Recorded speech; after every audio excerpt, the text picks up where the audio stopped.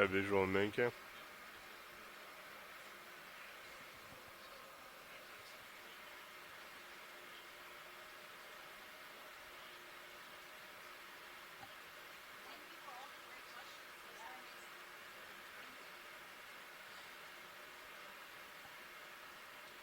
I have good visual.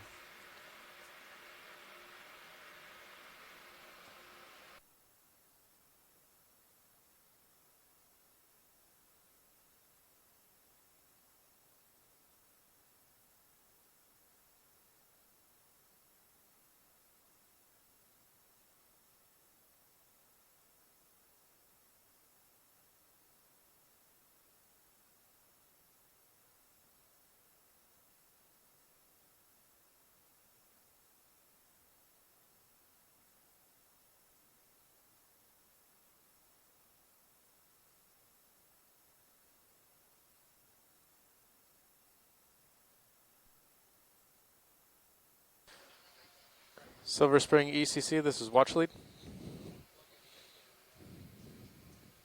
Steve, this is Silver Spring ECC. Hi, Mike. They're getting into position now for the 900-meter transect. We should be reaching that in the next 10 to 15 minutes. Sounds great. Thanks a lot. Really appreciate it. Yep, absolutely.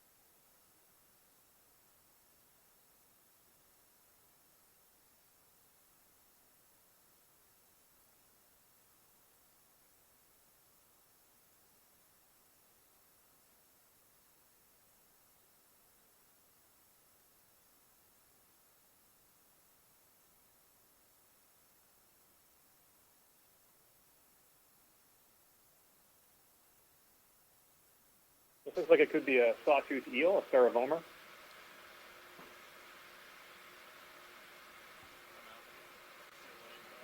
Really small fish next to it. Good. I barely see your light Yep, bar. you can see it. at the tail of that Ceravomer, you know, wagging back and forth, holding its position in the water column. And we typically do see them going, you know, straight up and down in the water column. Very interesting.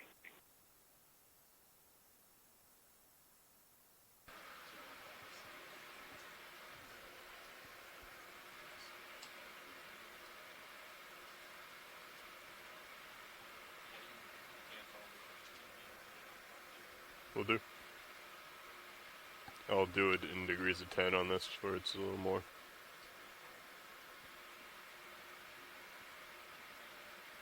Do you want me to also follow you to port and starboard? Copy that. Do you want me to follow you port and starboard as well, or just back? Copy that. Yep. Picked up a meter. We have delta of 16.9.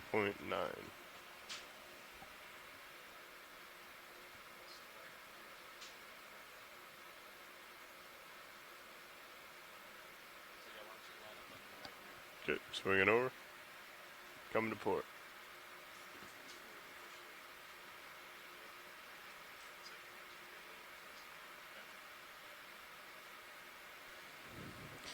Pilot, can you hear the shoreside ECC?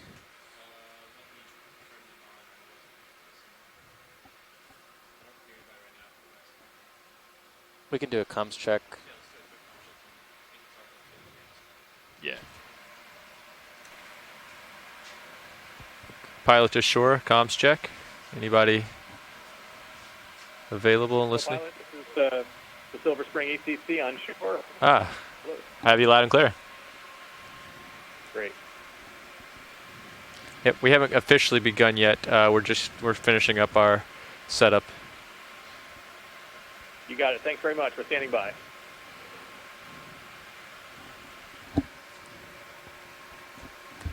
Okay, I think we're actually just finishing up. We're ready to begin right now. Call this the Thanks a lot. official We'll start. 900 meter transect beginning now. You can tilt down a little bit if you want to. I'm at 45. You Yep, want less than that? Yeah, Copy that. perfect. And again, like you were doing, just let me know. Okay, 5-6. Okay.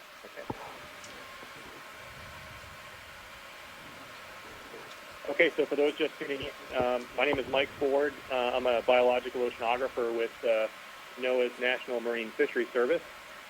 I'm here in the Exploration Command Center in Silver Spring, Maryland, connected to the Okeanos Explorer and the video feeds from Deep Discoverer. We're going to spend the next few hours exploring the Midwater. That's something video? In this part of Okay. the ocean near Puerto Rico. Our vehicles are at 900 meters, and we'll spend some time at each depth level. Is that this guy right here? Exploring through the blue and identifying targets that we see. This looks like a mucus sinker. So a lot of what we see is particles in the field here Come out. is marine snow, and Drifting some up of the from my things lower are falling port. down Thank from you. the surface. And some of these kind of gelatinous and things can aggregate and start to sink pretty quickly, and that was an example of one of them.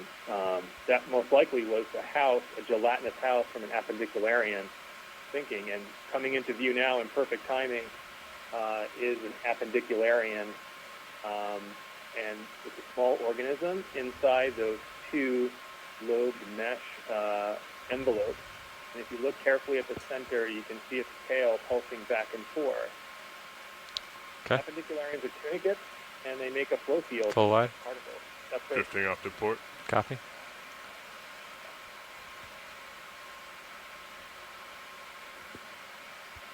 There we go. Oh. That guy was really close. Okay, go ahead.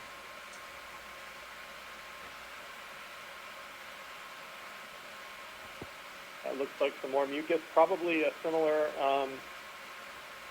Yep, that was probably at one point the house for an appendicularian that's been sinking for a while, and down here at 900 meters is starting Okay. to kind of form a streamline, it seems. Coming back to level. Copy that. I think that's the, yeah, let me come back to level here video. Okay, how about that guy? You are drifting off my screen. Okay, Follow this me looks around. like it's probably going to Coming be a siphonophore, and as it comes into focus, no, this is something different. Snipe. I have you. This could be a Ceravomer, another sawtooth eel, making a turn and heading down. So this is Ceravomer.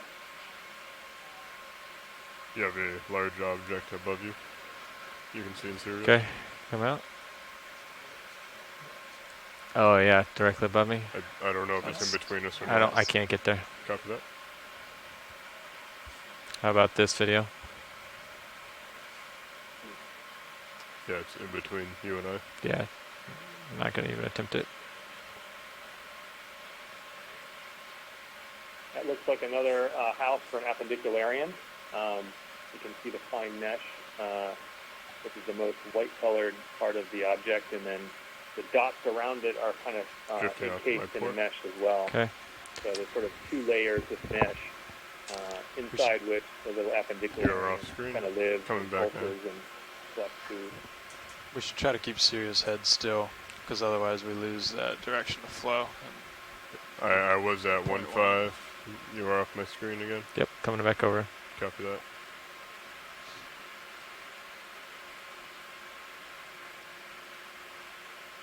Okay. Do you want me to return to 1.5? Sure. I'm at 7.6 now. Yep. Okay, I'm gonna come over as you do.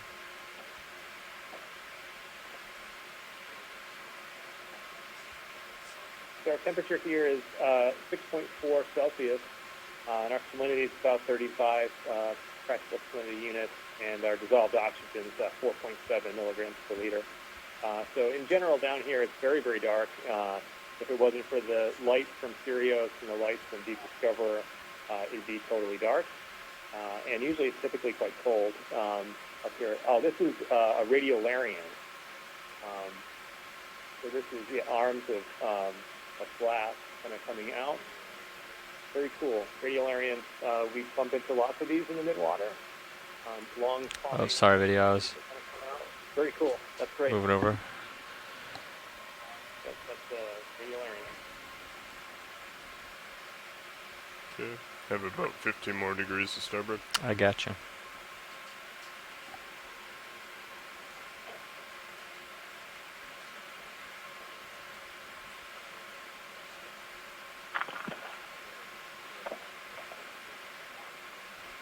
I am, as soon as I get reset. Okay, copy that. So we're in about 1,120 meters of water. We're sitting up at 900 meters, making our transect, looking for midwater organisms.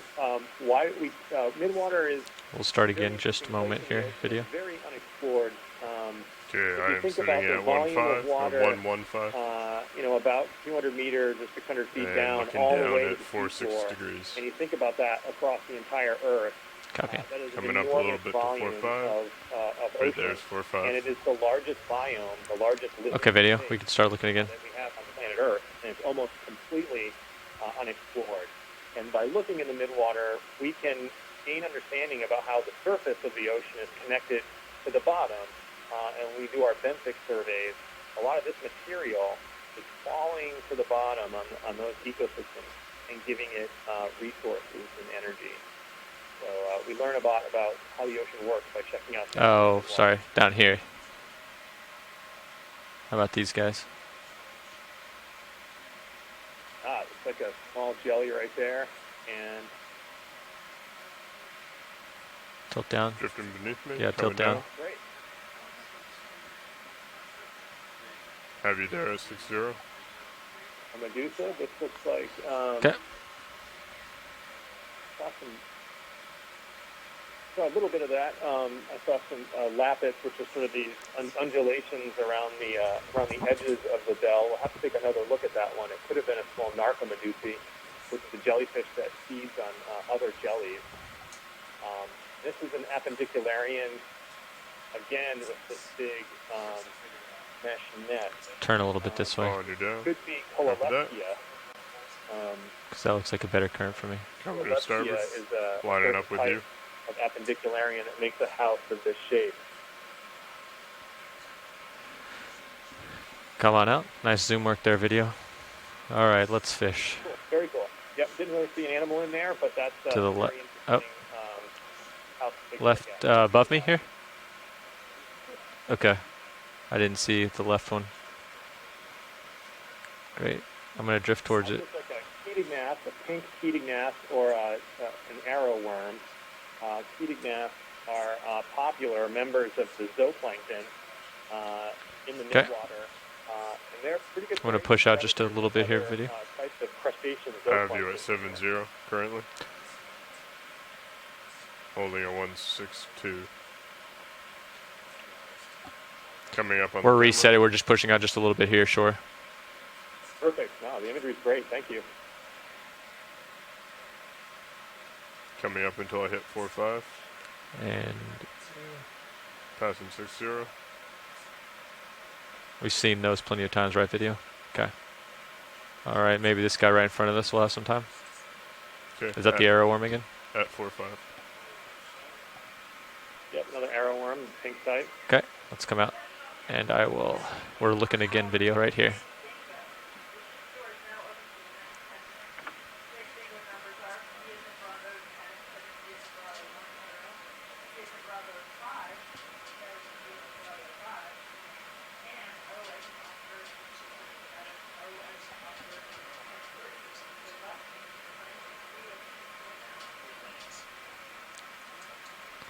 That appears to be the same, right, video? The right, top right. Okay, I'll get a quick look at it.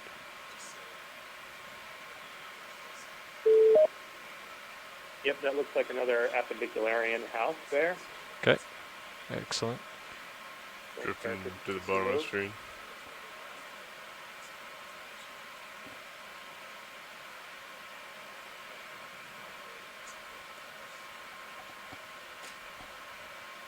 On the bottom left looks like a fish. Ah, bottom left, okay. Coming around.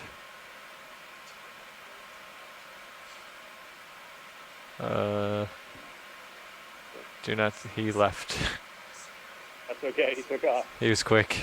I'm not sure what kind of fish that was with quick view, but that. Drifting to my lower starboard. You don't have to call it out that much. Is that full wide video?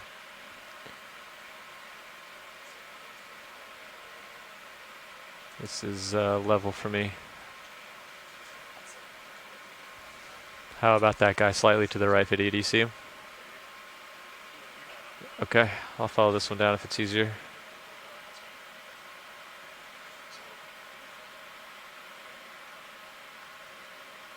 That could be a mycosid fish. Or a cyclothony. I'm not really good. He's pretty far, isn't he, video? Cyclothony, and then Yep, I'm going to try to get over to him. have the fish expert headset. Oh, no, I won't be able to get him.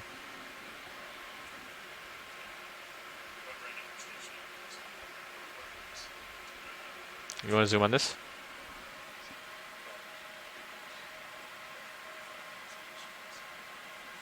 Ah, great. This looks like a Physoneck siphonophore. Siphonophores are colonial hydrozoans with, you can see on the left, the thicker part are a set of pulsing bells called nectophores. It's an animal that is connected, and lots of different animals have connected themselves to this common cord and change their bodies to specific functions. The ones on the left, as we're looking at it, are dedicated to swimming, and on the long, bright white part, the cyphosome has different parts that are responsible for feeding and defense and other things. So very cool. These can be some of the really long organisms in the midwater, and siphonophores are very, very popular. So we'll take a look at the morphology of those. Okay, video. I think that was a great zoom. Go for it. Nice shot. It's slightly out of my light pool there, yeah, because I was actually going to pop back up just a little bit here. Your headlights are off, right? You want to check that? It should be. We've seen this guy, right? They are off. Kind of. But what about the one next to him here? Go ahead, go Yeah, ahead, looks like a go ahead. Sarahoma.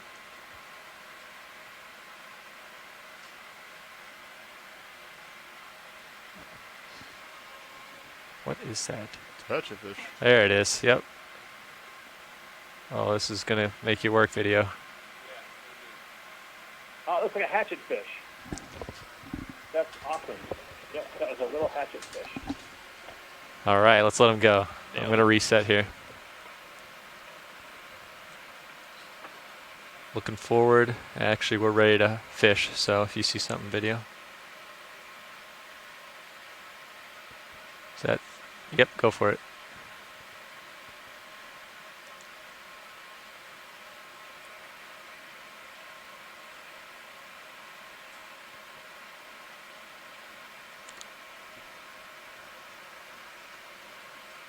I think it was closer than I expected. Okay. Yeah, we can keep trying. It looks like a salp with a longish tail. Yep, a solitary salp.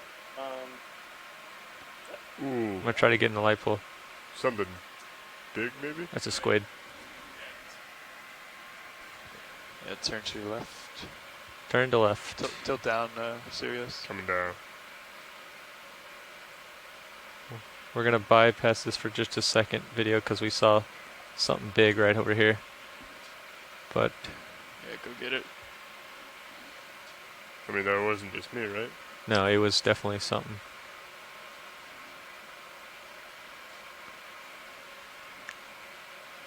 I would follow him around for that. Yeah. Just see if you can get it in Sirius. Yeah, if you find it in Sirius, yell out, okay? Okay, I'm gonna swing around. Come back again. Me? Come back. No, come back, video. Okay, copy. Yes. Go ahead. Yeah, you let me know if you see that, co-pilot. Oh yeah, I was for real like a schoolgirl. Just check sonars.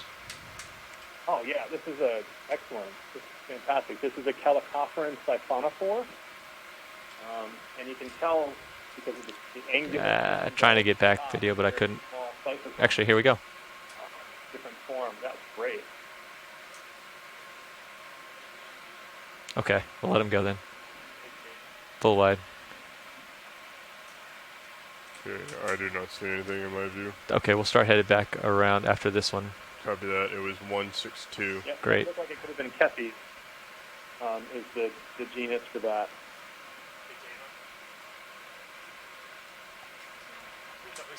And a shrimp. The Euclidean shrimp. That guy did not want to be viewed. All right, video, we're going to reset real quick. And sure, we're going to just reset again so we can get some more good zooms. Oh, wait, never mind. Go ahead on that. Hatchet fish. He's gone. Looks great, midwater stuff. Okay, yep, start back around. I'm going to start. We're going to do a quick reset, so it's going to zoom by us real quick, but then we'll be ready to go again. Okay, I'm gonna lift up a Alright, little copy on that. my camera and swing.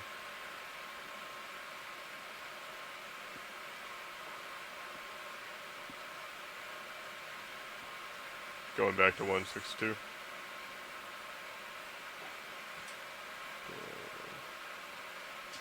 Looking down So at far, you we've at been really 90. busy annotating all of the observations so far. This has been Okay, great. well, you went way past it. A lot of stuff to look Cover at. that. Sorry.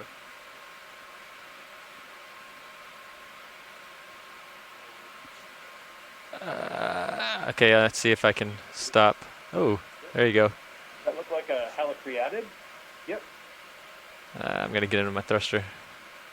Oh, what's this guy? that's a halocreatid medusa, and it looks like a siphonophore. Full wide video if we're not. And we will be about 5 seconds here. We'll be reset. Okay, I'm at 90. I'm coming up. Halocreatid, I think the,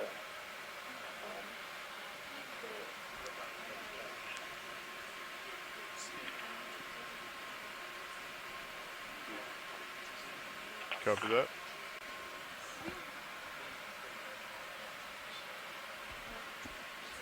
Gotcha. What are they at? 50? They're at 12 meters. Okay. All right. We're good to start zooms again. Okay.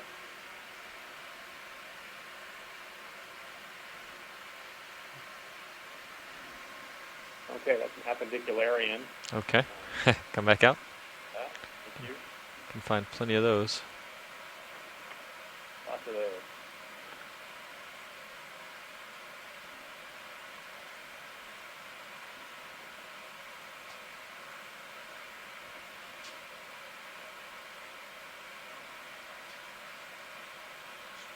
Okay. Let's find something new. Is that something? That black splotch? No, it's moving.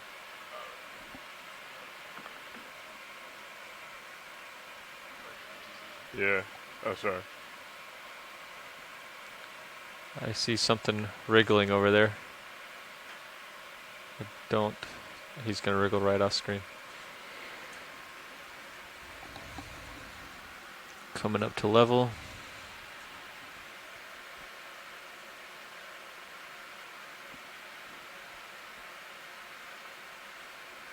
Okay, you're drifting off to starboard.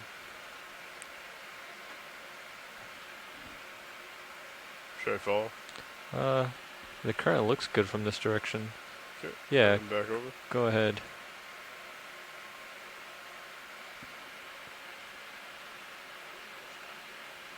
Yeah. I'm been off for a little bit. It still looks pretty good though. Bring. Oh,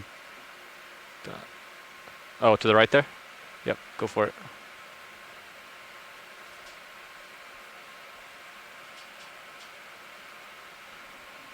I view at 45. Copy. Very small crustacean. Wow.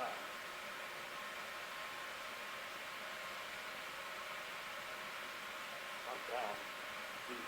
Shrimp. Not sure exactly what kind that is. But that is pretty neat. Excellent. Good. Yeah, good catch. Okay. Coming back to center here. Yeah, possibly you found it. It's pretty small.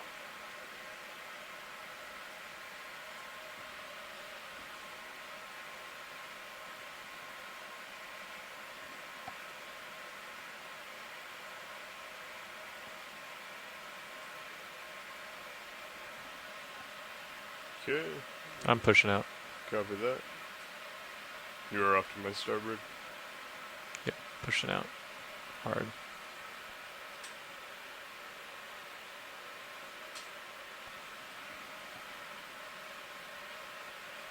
Starting to pull me a little. Gotcha. I have visual. Okay.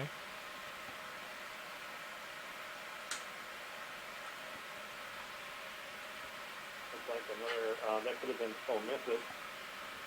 After that, it's been fine, lower on the camera. A Medusa, and it's a jellyfish that kind of feeds on other jellyfish, commonly known as a dinner coat jelly, because of its flat shape.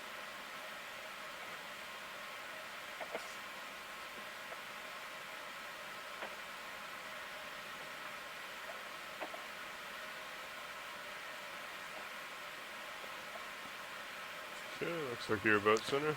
Yep, we'll start slowly back to 160, I believe. You were at, right? Copy that. It was 162. Okay. Coming over.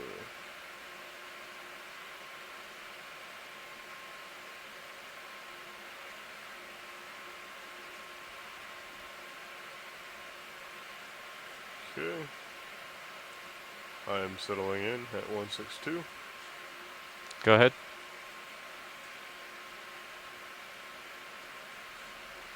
Okay, come out.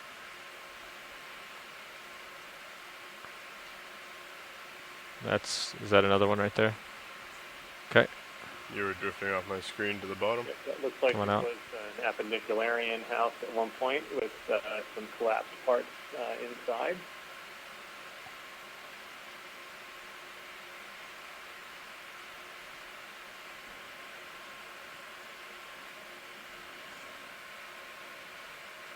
tilt down, co-pilot. Coming down. Follow me just for a second. Definitely finding the appendicularian layer here in the water column. That's another Have you there at another 50. one, and you can see both sizes there. Oh, there we go. We got something. Bathycordia. Go for it. We can help identify. I'm going to be back in a little bit. Copy that. Appendicularian.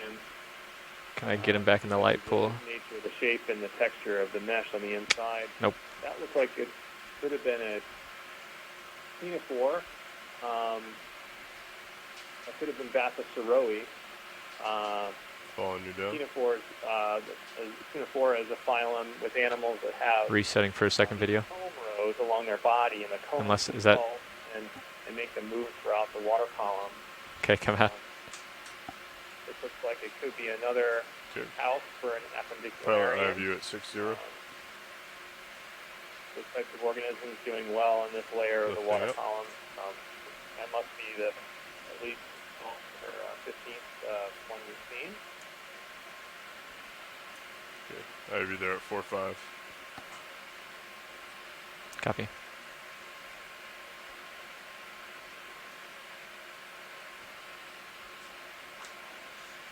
The the housing again.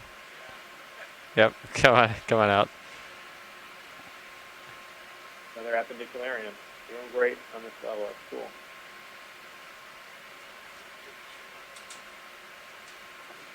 Drifting off to my starboard.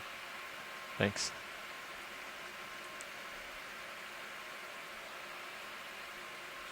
Go for it. Come out. Yeah, what was once an appendicularian house is kind of collapsed now and kind of clogged and beginning to sink. That'll eventually stream out vertically and look like one of the streamers that we see in the water column here.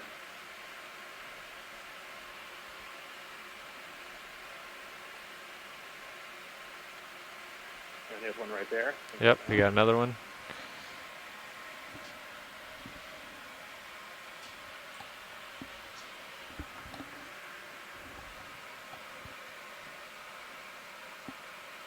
Is that on shore? Is that here?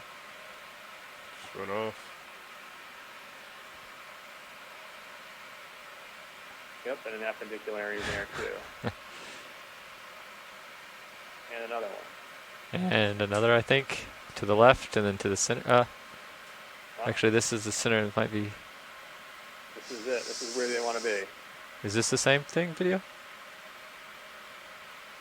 Yes. Okay, never mind. That seems to be it.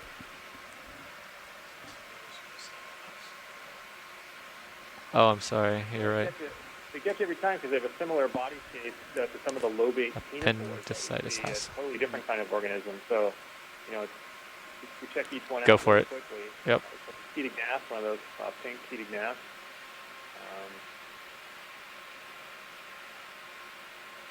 So a siphonophore, that seems like a calicophoran siphonophore.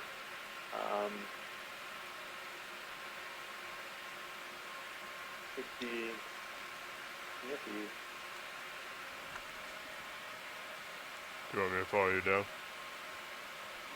Calicophoran siphonophores are No. smaller. I'm gonna reset. Copy. That looks like cunifes. I'd have to look Turning now. at the, All right, video. We gotta come out. the culture cells one more time, but that's great.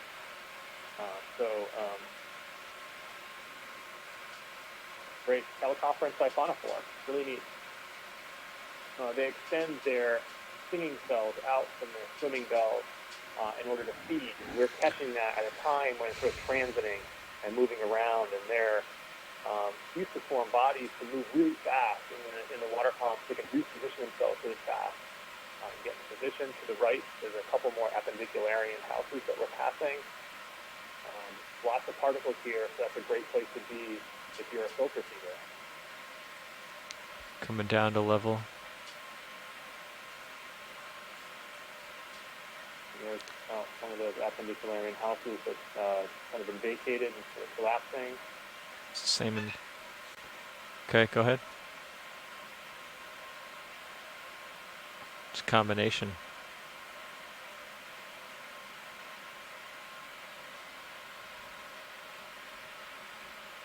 Yeah.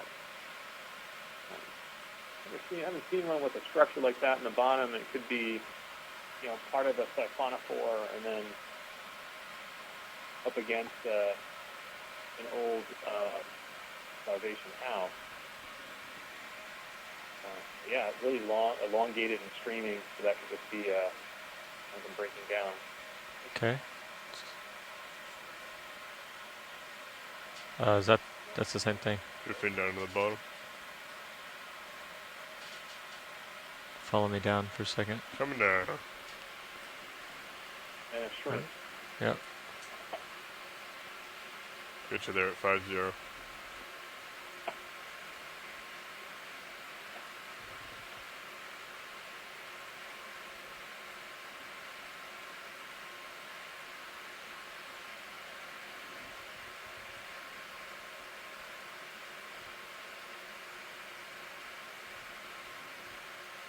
Same thing.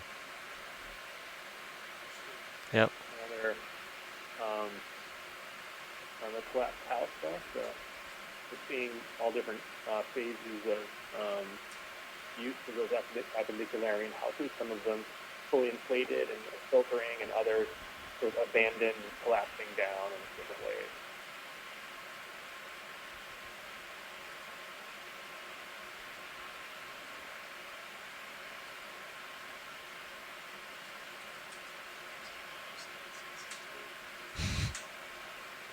Were we able to confirm that with the clipper? Or?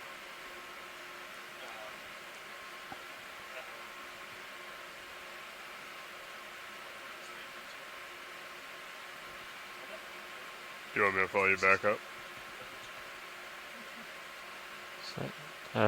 Coming out.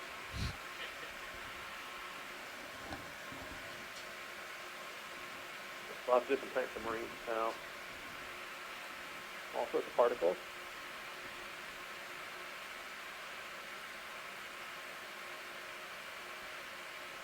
For those just tuning in, we're That's the same thing.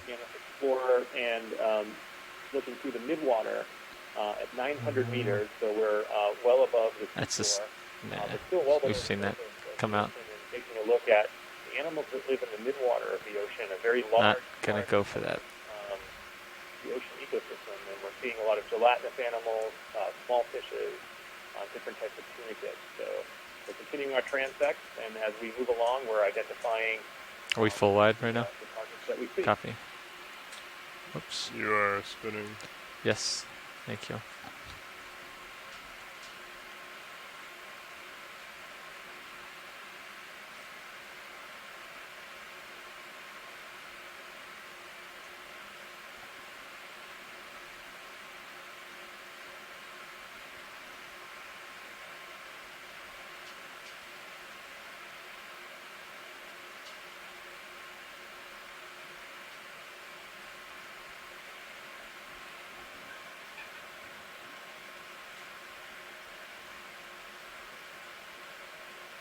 Like a Phyphonex siphonophore above. Oop, Could be a Galma. Didn't see it.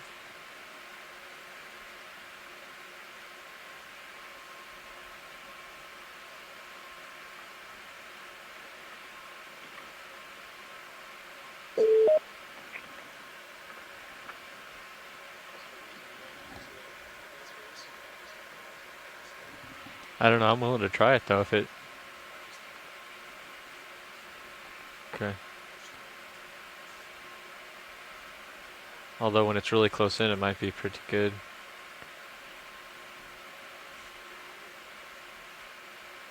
It's the arrow. One of the Arrow. heating gas coming through. We've seen a few of those so far in the transect, and there's another one. Actually, there's another shrimp. I'm not gonna go for him. I can see that. There we go. Let's go for that. And looks like a Phyphonex siphonophore. Ah, Great.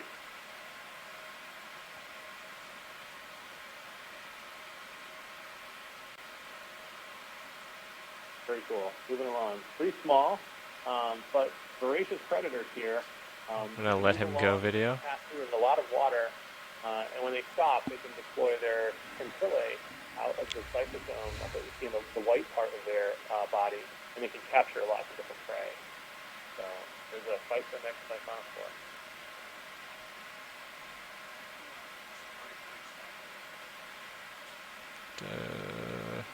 Okay, I didn't.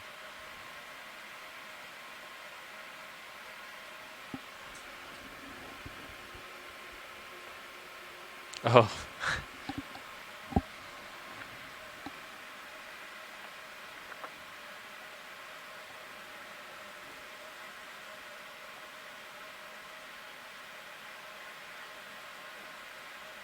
Okay, jumping ahead. Just a hatchetfish. He did not want to come into center stage though. What's this though? Another hatchetfish.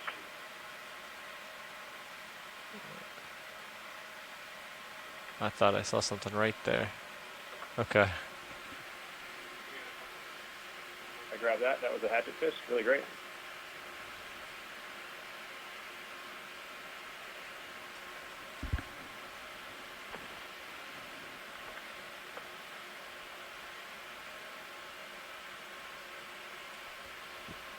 Hey Mike, this is your navigator speaking. Copy that. Hello. Hey, I have good news for you. These transects will be each around 45 minutes long. So Fantastic. That is great news. 900, 700, 500, and 300. And we have about 20 minutes left in this one. That's great news. Thanks a lot. You got it. And something new. No, I'm just kidding, video. You don't have to come in on that. Another appendicularian house. We've seen many, many of these at this layer.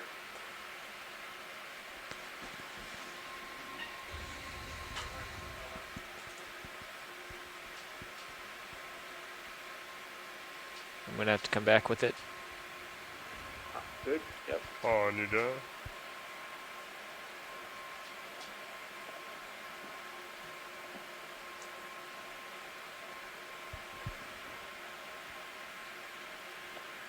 Yep.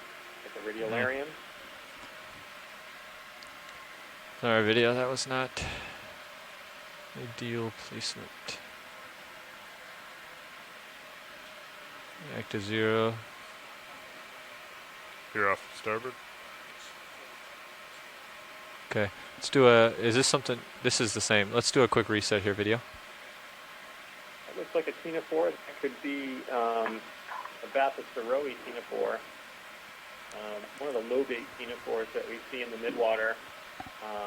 Following you up. They have comb rows that help them with their propulsion, but interestingly, the big loads can actually pulse like paddles and push them forward really quickly. So we might see some more of those. That is Bathysceroe 045 as we there. explore this part of the water column near Puerto Rico.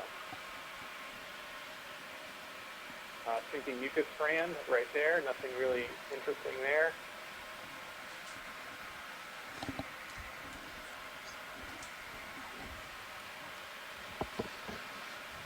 Arrow worm.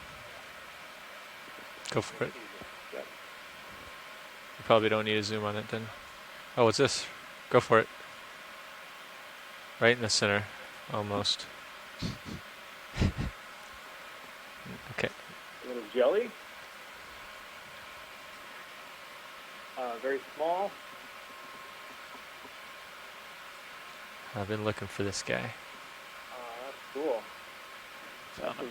Really tiny jelly. Discorcus, perhaps? Coming down on the camera. Yep. Great video.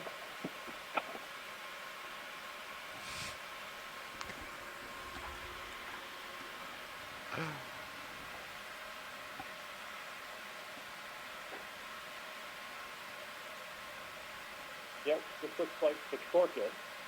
A small medusa that you can find in the midwater. Looking down, 6-0. Very cool. The four, characterized by those really clear 4 tentacles. Discorcus. That's full wide, right? Video. Copy. My perspective gets all thrown. Gotcha. Ah, Gotcha there. Good 4 idea. 5. Yep. Thanks for that. That was good catch and really clear. So good to see. right in the center. And there's jelly to be a helicreatid, and it is. I'm gonna try to come back and get him more in the light pool. This is where I'm wondering if the fog lights would come in when I get real close. But I just don't know. That guy must be really close.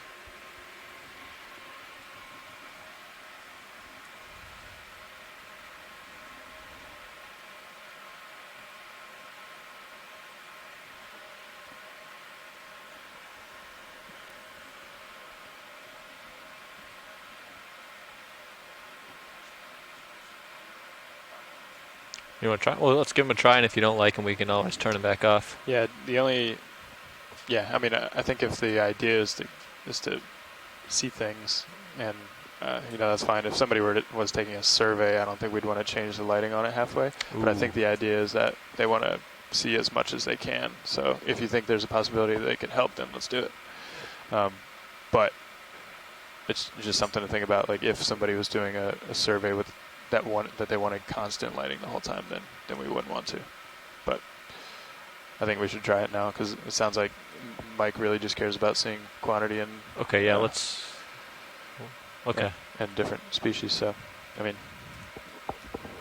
I don't think it hurts to turn them on briefly and just see if it lights up things. Coming on. 3, 2, no. Oh, that lights up stuff. Yep. But it doesn't. Yeah, I don't know. Yeah, I can see a lot more of those housings. might be worse for the background though. That's cool. The light there. Yeah, we just turned on a couple of our 4 lights here just to see if it would help identify things, but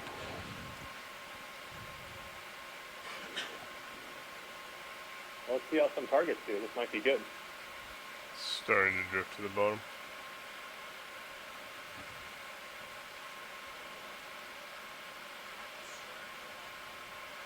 It's a mucus streamer. well, at least it's lit up. I will follow you down. Yes, please. That's really clear there. Looking down. 7-0.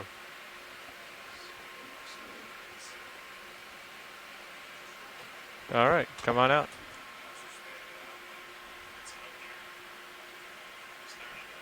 Part of the water column, we're seeing a lot of marine snow, which is a lot of particles and a lot of material that live higher up in the water column near the surface, and over time they will sink to the seafloor. So we're driving Deep Discoverer through this cloud of particles and marine snow. But in among this marine snow are lots of different organisms that feed off of it, like you can see here, that's an appendicularian house, small animal that builds a mesh net, and then by wagging its tail, it can pump water through the net to collect those particles. So a lot of animals kind of here in the midwater can live off of this material as well.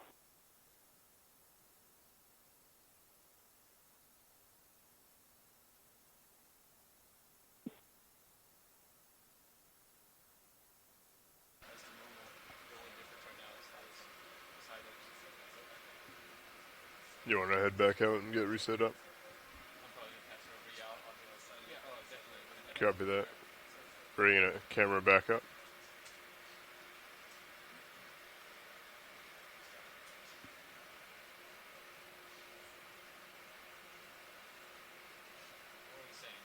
I'm at 4-5 now.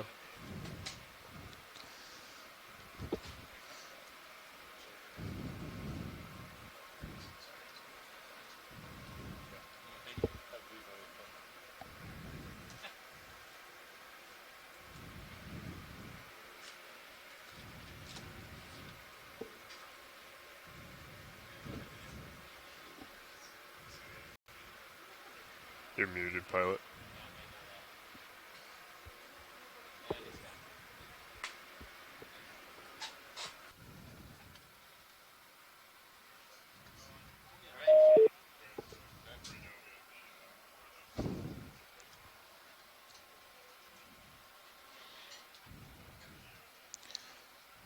Welcome, pilot. Hello. You have 9.5 more minutes at this depth. 9.5 minutes at 900 meters. All right, shoreside, we're just doing a quick front row change, so just need a minute to get settled in, but we'll be back with you shortly. Copy that. Thank you.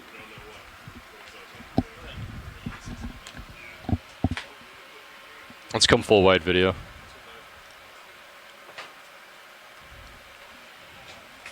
Thank you. I'm going to push out ahead, get lined up again.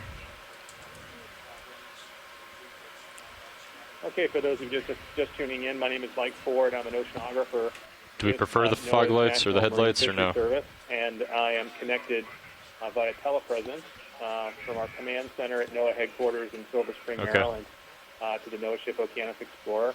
And we're spending time exploring the Midwater at 900 meters in the middle of the water column as the ship and the ROV works off of Puerto Rico. We're just about done with our first transect, where we're moving horizontally at 900 meters, and soon we will reposition our vehicles up to 700 meters to do another transect. Okay. Explore the Midwater by So we've got a driving 16-meter through delta. sections horizontally for the afternoon here. We're recording At 900, you're at dozens of different 882. midwater animals, many of them gelatinous, A little bit small of heave. fish, crustaceans. 45 So, degrees in your camera. this has been a dive with a lot of targets, so we're looking forward Got the headlights to on. seeing a lot more. I guess they wanted to experiment with how it looked. Sounds good.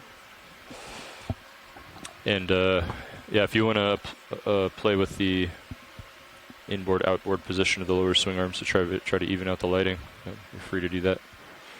Okay. All right, shoreside, I think we're ready. We're going to proceed. And as far as I know, we just have maybe 6 or 7 minutes left at this depth. Copy that. That's great. We're going to leave our front forward-facing lights on for now, and then if you would like to try this with them off, you can let us know when to do that.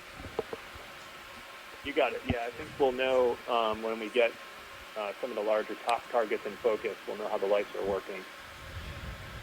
That looks like a mucus screamer there. Nothing of much significance, but just a common element of the marine snow that we see here.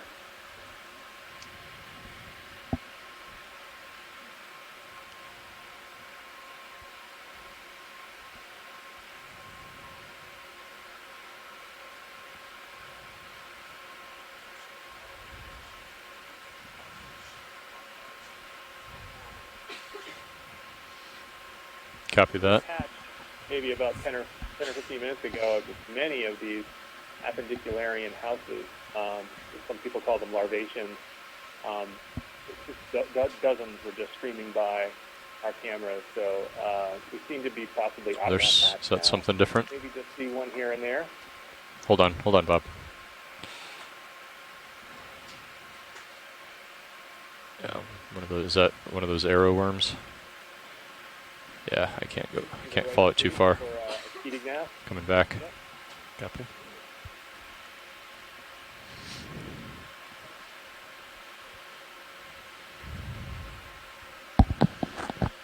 Is that a fish or something? Oh, really? Okay. Okay.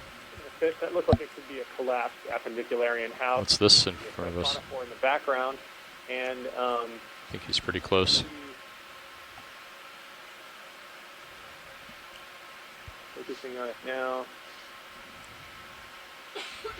Some sort of small crustacean. Could be a small shrimp or Um, tough to figure out. So yeah, let's maybe default to full wide video, and then I'll let you know when to zoom. You want me to rotate down? No, I'm gonna push forward, Copy. and I'll try to be quick.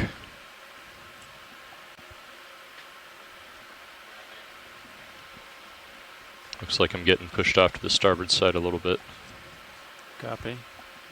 so you might need to turn your head to Port. port. Yeah. Okay.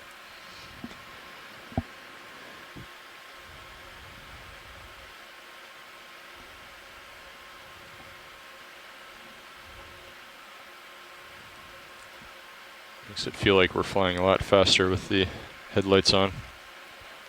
Looks like a Python-X siphonophore above, an appendicularian house to the right, and another Okay, go ahead, video. siphonophore to the bottom right. So 2 siphonophores and appendicularian house. This looks like a Galma at first glance. Yeah, he's out. Another deeper look. Yep. That was good. Tracked that as long as we could in our cameras. Python-X siphonophores are colonial hydrozoans that are similar to jellyfish with stinging cells, and they have highly adapted bodies for the midwater here. Hopefully we'll see more of those as we continue different depth. Yeah, let's go ahead and turn your head to port a little bit, co-pilot. Come over 10 degrees.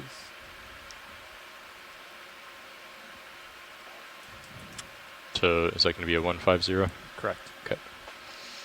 Yeah, we'll try that. Oh, there's a jelly. Small jelly right there.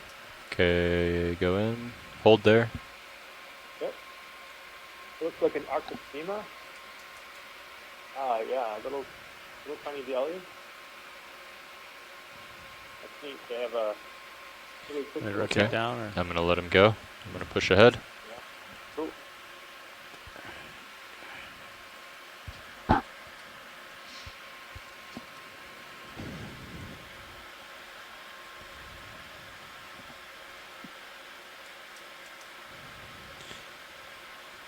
Do you want to try? So far, fairly Test, good test. 1, 2. spread of small medusae pulsing around here in the midwater. That Arctopedema was one. The Torquus we saw was another tiny jelly, and a couple of helicreatid jellies around as well. So here in the midwater, those are jellies that are adapted well for deploying their tentacles with stinging cells and grabbing some prey out of. Okay, I'm going to hold there. Well out in front.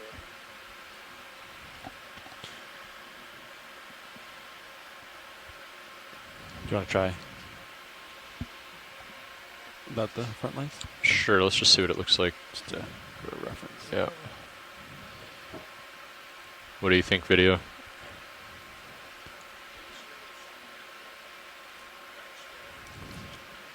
Yeah.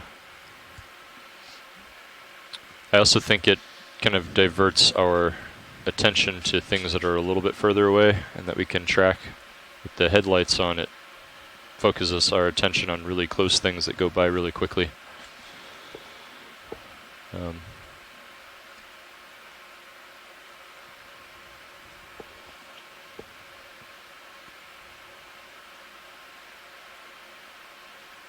What's that swimming around in front of us? Yeah, go ahead.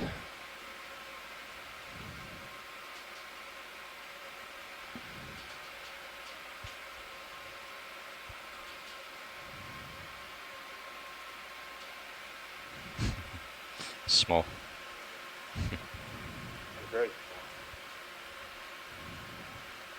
Yeah, sometimes we see really small. All right, 1 minute left. at Copy the that. steps. About Are we ascending testament to the this formation? Is that video correct? quality. Yes. Zoom in on really, really tiny things, get an idea of what's out here. And our next step will be 700. Okay.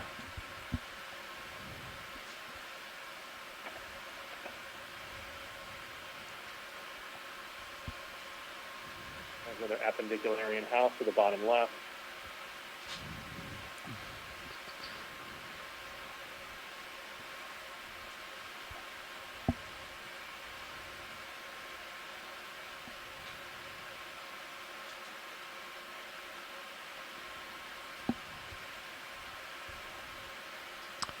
Another mucus housing. Let's go in on it for now. We just have a few seconds left. Hold that.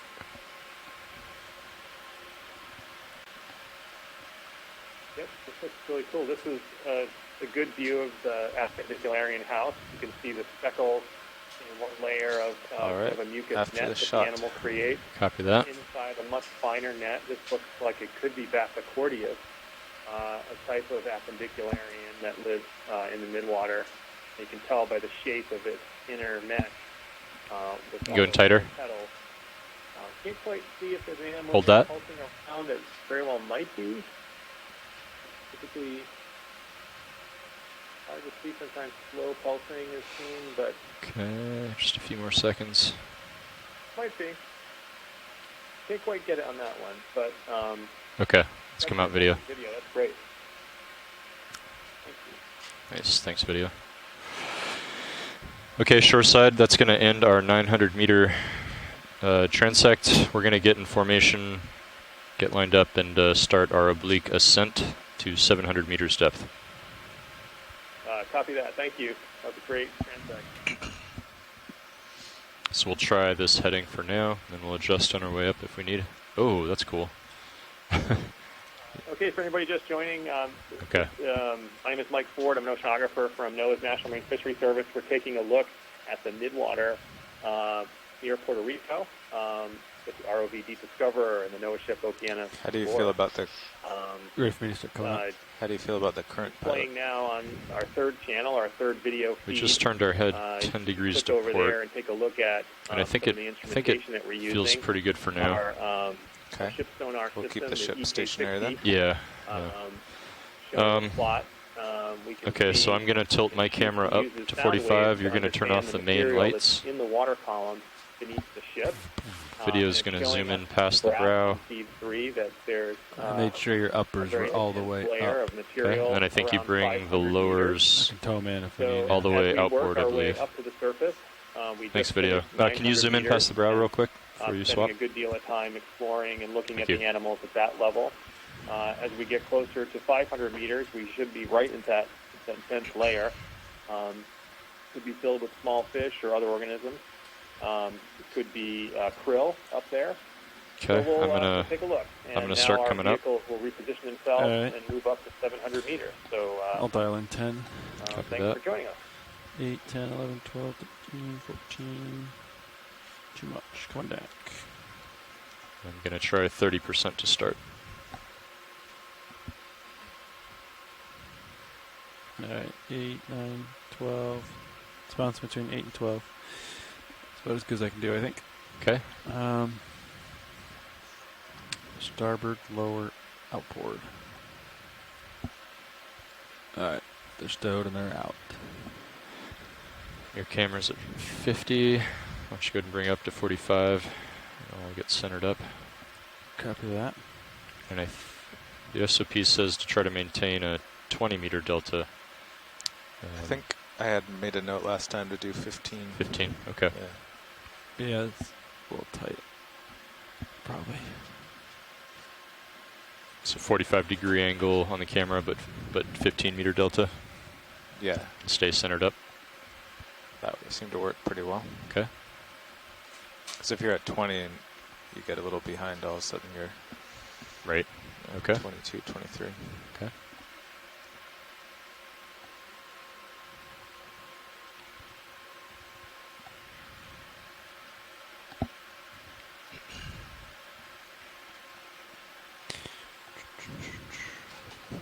Yeah, we're ready, rolling.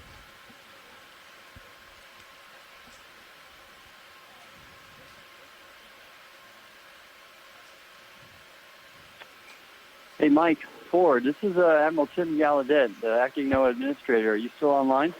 Oh. I am. How are you? I'm great. You're doing a great job guiding us through the Midwater here. I was wondering while we were on a pause, if you are you still in charge of the FATE program? No, sir. We ended that program, or it was ended. Oh, I understand. All right. Well, hey, what's your job at Fisheries for the audience and for my education? Sure. I am a biological oceanographer with the National Marine Fisheries Service. I sit in the Office of Science and Technology, and I do a couple of things. I help support the science behind ecosystem-based fisheries management, which is kind of how to apply kind of a more holistic look at how we give our scientific advice about fisheries. I also spend time at the Natural History Museum in our National Systematic Laboratory, where we have resources to help identify and look at organisms like the ones we're looking at here today. So my area of expertise has always been gelatinous animals. 30% seems a little fast. And I've been taking a look at the relationship between these gelatinous animals Between that we 8 and see 12, even you said? here in the deep ocean, and how they're related to Close to 10 as I can our get. very valuable resources closer to the surface. So that's kind of my job in a nutshell. Well, it sounds like a great job, and you're doing a great job at it. So keep it up. I've enjoyed listening to you and following along. And have a good rest of the cruise here virtually. You bet. Thanks a lot.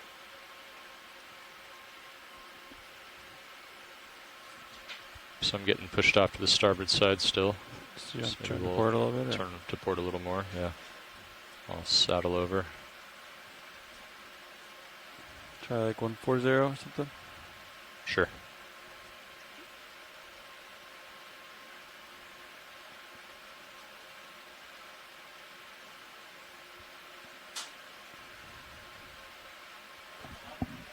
All right, shore side, we're just readjusting our headings to face more into the current that we're feeling at this depth. So we'll be lined up momentarily. We do actually kind of pay attention a little bit during the adjustments between the transects to see if we can capture anything of interest. Sometimes we do record a whole bunch of observations here, so thanks for keeping that looking good.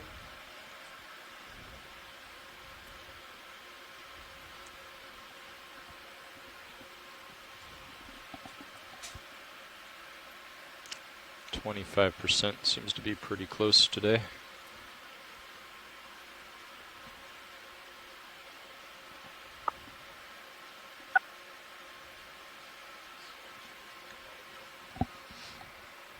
In what way?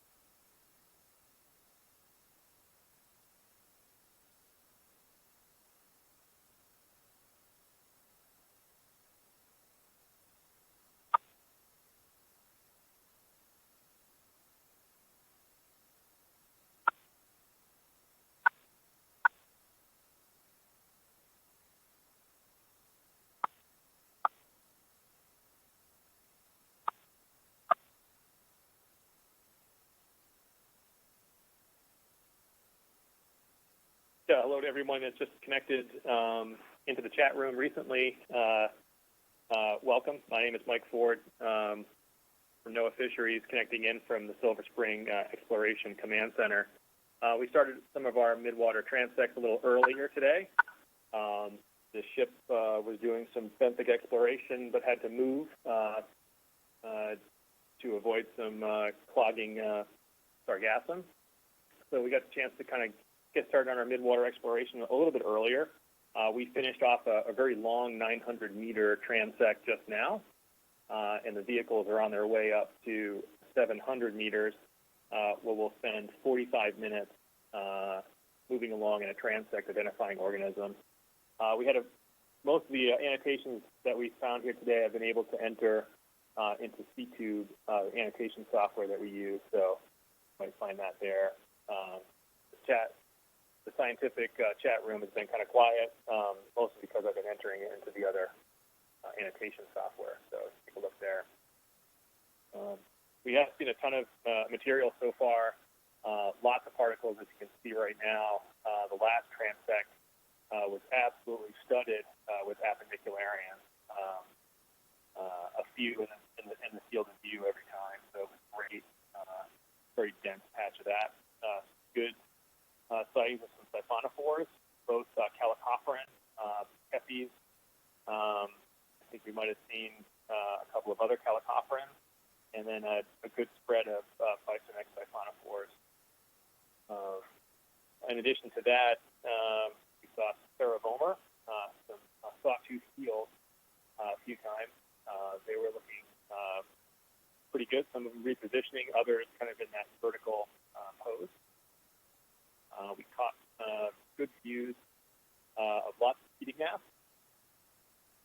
and a few hatchet fish along the way were kind of making their way into our cameras. So the last transect was great, very active. I think I was probably annotating constantly. So really cool. I'm looking forward to the next one, hoping it's really dense. For reference, if you want to take a look at feed 3, we're showing the EK60 trace. That's our ship sonar. And we've got both 18 and 38 displayed there. And it looks like our deep scattering layer is 500 meters. So welcome, and that's kind of the update where we are. We'll do 900, 700, 500, and then 300, the Eastman long transect. So that's really cool. If anyone wants to chime in and say hello, feel free. Otherwise, definitely put your comments into the chat room so we can grab those communications. Thanks a lot for joining.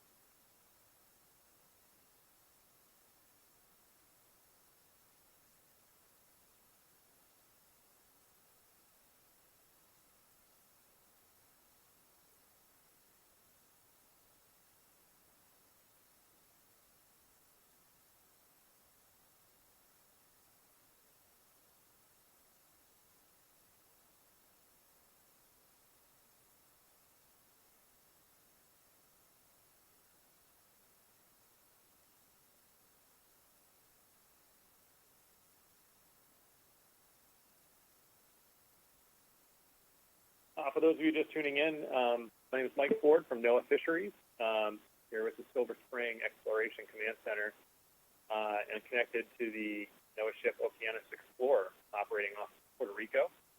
Our ROV, called Deep Discoverer, is working in the Midwater, sitting at almost 800 meters deep now. We're in the midst of an exploration of the midwater of the ocean, taking a look at many animals that live right in the water column. Important for connecting the surface ocean to the deep and for interacting with many of the animals that we think of in our ocean. As we go along in our transect, one that will start as soon as we're in position, we'll be joined by a group of experts around the world, virtually connected to the ship as I am, talking to each other in a scientific chat room and logging things into a video annotation system so that we can come back later and study our observations. So please enjoy. We're about making our way 700 meters. The vehicles are still about 800 meters as we kind of reposition both of them in place, getting ready for a horizontal transect. We're at 770 meters on our way to 700. Thank you.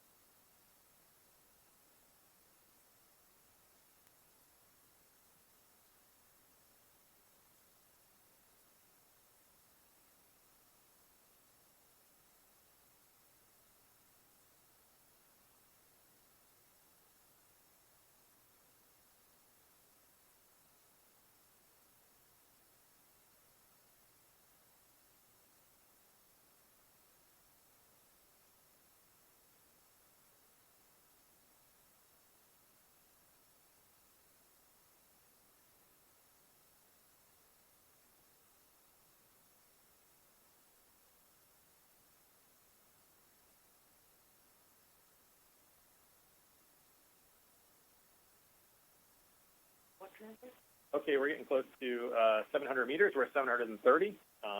After we reach that depth, I think the vehicle is most likely will get settled in. Then we'll begin our exploration. So.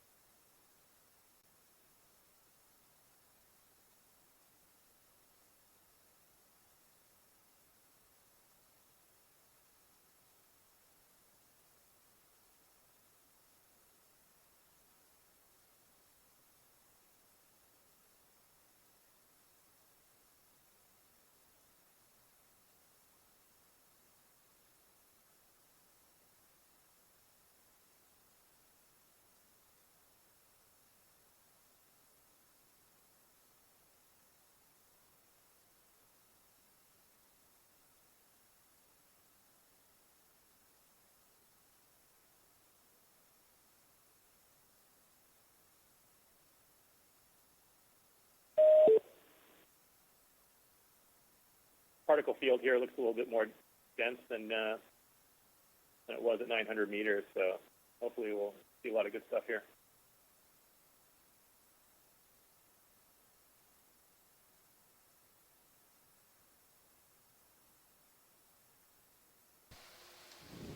Can we position HT2 a little bit lower than straight ahead?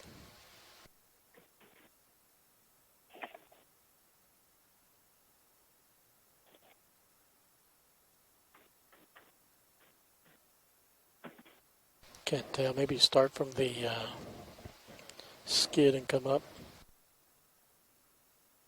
All right, D2's at 710 meters depth. We're going to come up to 700 and reposition our cameras and our lights, and we will start the 700 meter transect. Copy that. Thank you.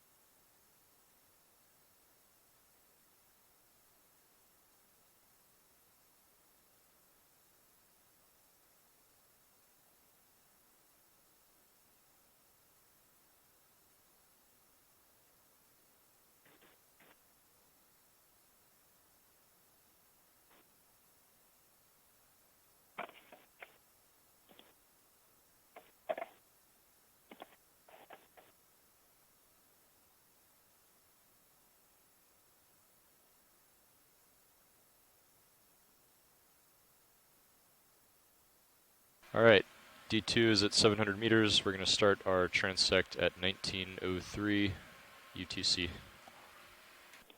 Copy that. Starting 700.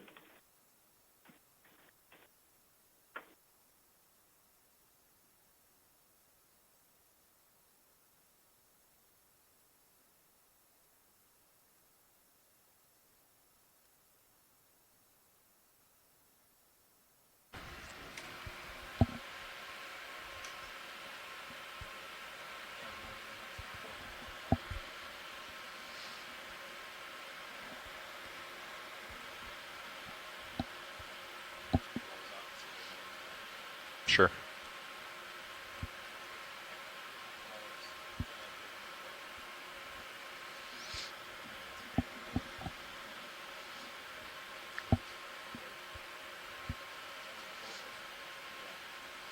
Pick up fish in the bottom center.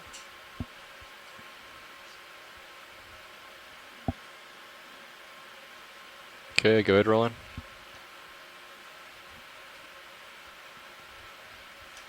Oh, he's gone. Out of there. It's probably a craft jaw reflection if I was a betting man. Shrimp left, Like lower. Tony.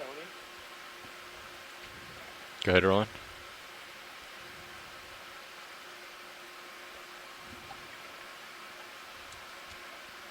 Very close. I'm gonna tilt up for the white thing. Great video on that.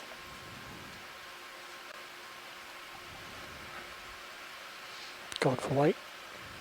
Shrimp there. Go ahead. That was a question. Sorry. We'll get our communications yet.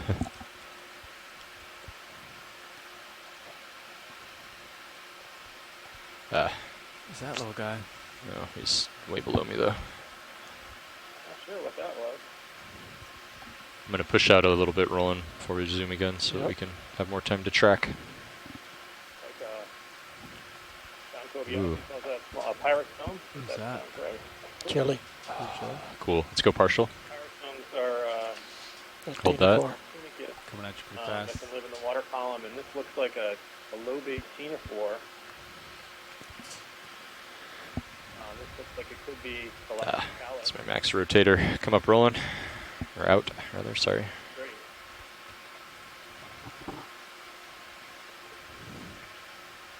No, we don't have to be hard coded at this depth, right? We can fluctuate 5 meters. Yeah, it just makes it simpler to fly in one dimension rather than, Only a couple of low-bait or two ctenophores dimensions so rather far. than three. A couple of Bathurst on the 900 Coming down on the meter camera. transect. So that was coming up, and that certainly looked like another low-bait ctenophore. Seen some Bottom left, or galacticalus. bottom center jelly. Yeah, I'm gonna center up more, and then we'll do our next zoom.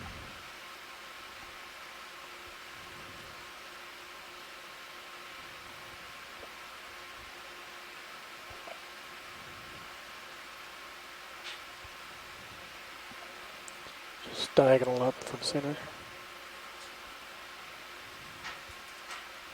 Real quick, barely saw that fish. Another white thing upper left. I have an idea on what that was.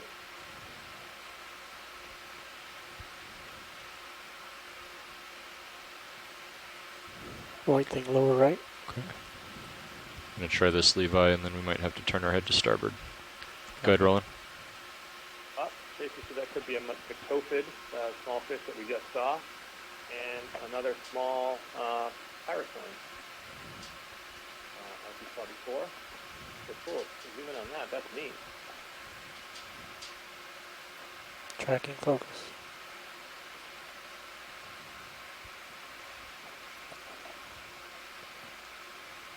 Staying That's great video. distant.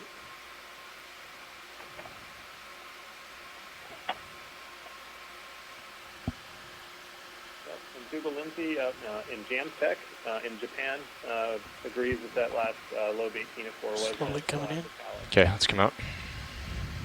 That's great video on that pyrostone. Thanks, guys.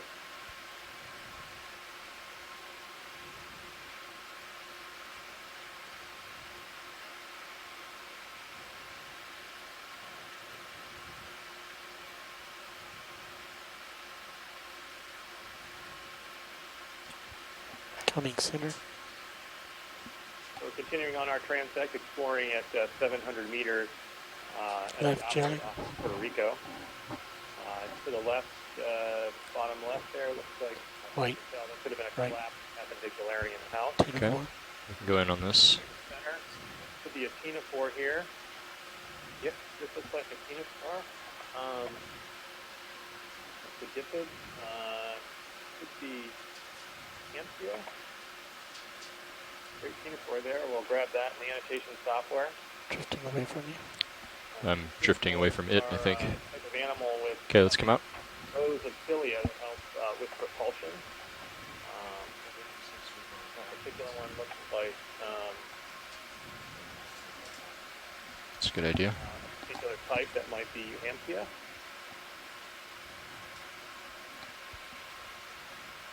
Off to the left, very tough to see, very faint, left in the center of the screen. That was pretty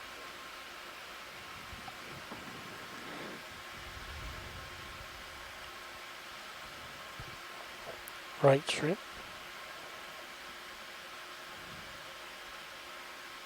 Oh, Shrimp. he's not going to hang out for us. Motionless looks like a suggested shrimp. A few of them.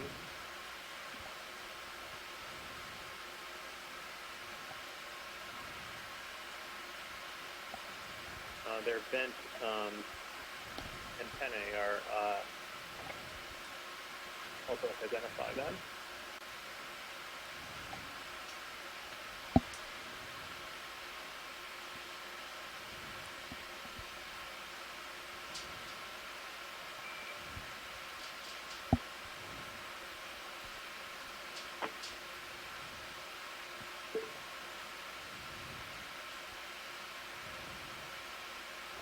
Go in on the fish.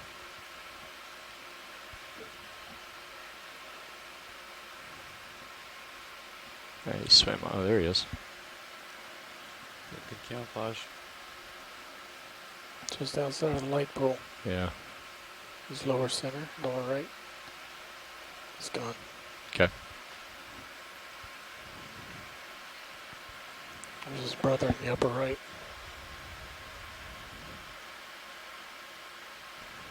Okay, let's go in.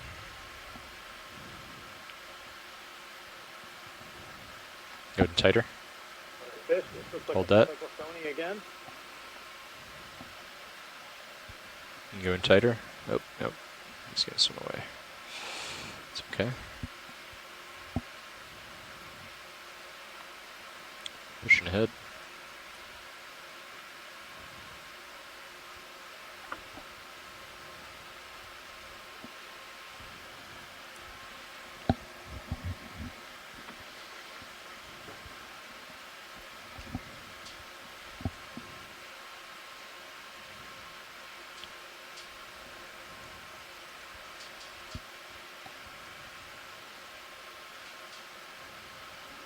Should we go for that jelly? White dot right also. Going for jelly. Looks like a Coelodendron phaedarian off to the right that just went by. I think it's the first one I've seen today.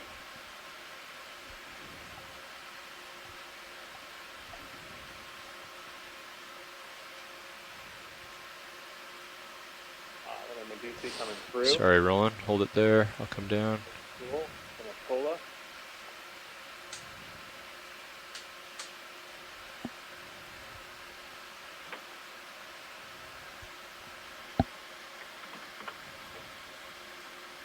And a cola jellyfish. That's my max rotator. Below. Beautiful.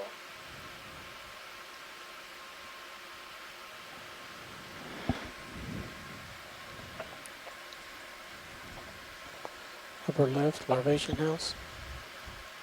1404.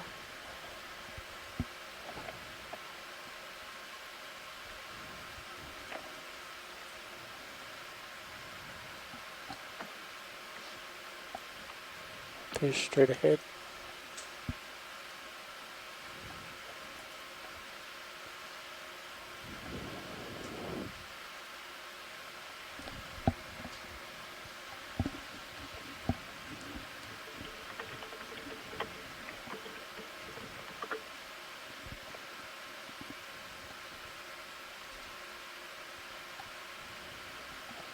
Right. Well lined up, Roland, for your next shot. I think there may be a jelly just right of center. It could just be a shape. Just mucus, maybe. Yep.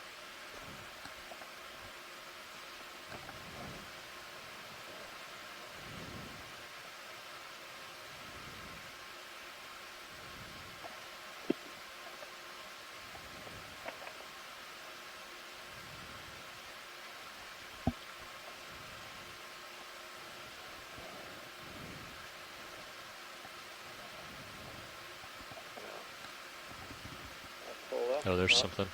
Right? Is that what you're going for? The Thanks, Google. Fish. Google Lindsay coming in with a solo of Van Hoffenai. That's exactly what I was thinking about. Typing through. Alright, he disappeared, didn't he? Yep. Okay, let's come out.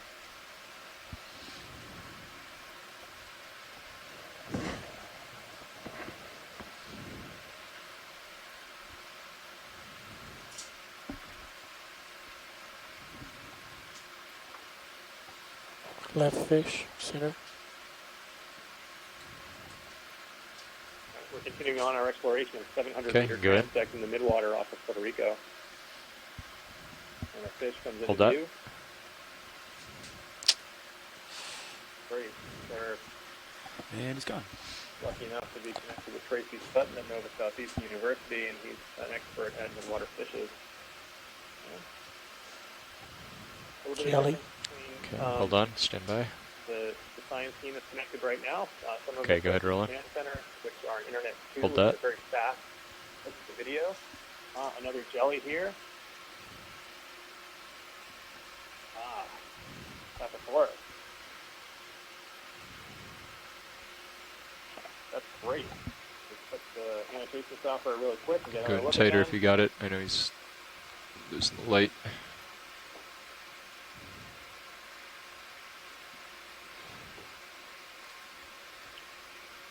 Four tentacles there with bent angles, and the morphology right in the middle of the bell is important. Losing him.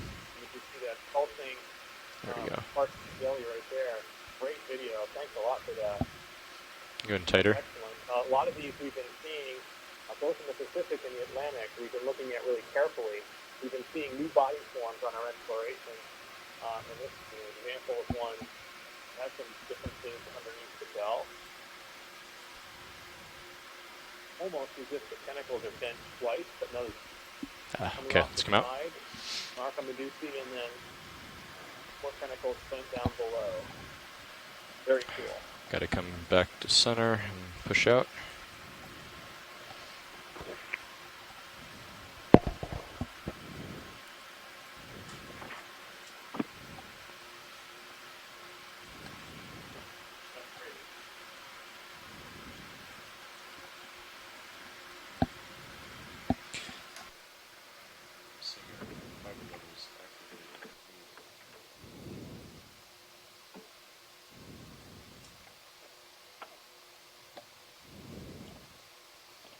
Ball upper right. Come on. Fish upper left.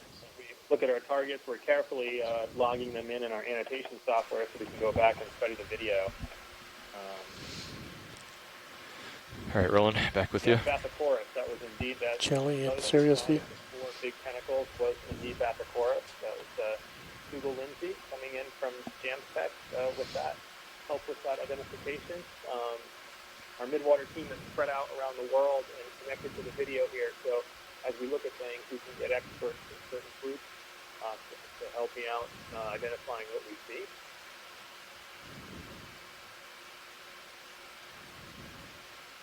Bottom right, siphonophore.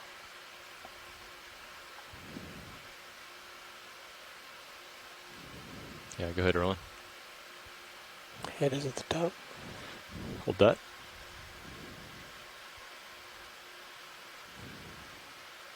Go in tighter. Hold that.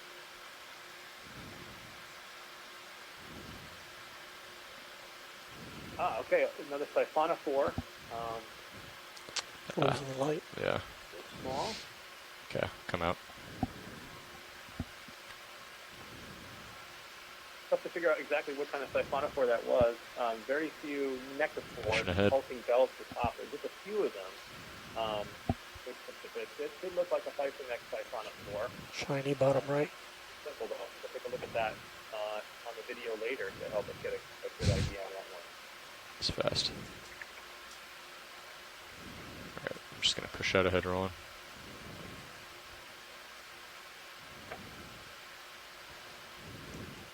Bottom center jelly.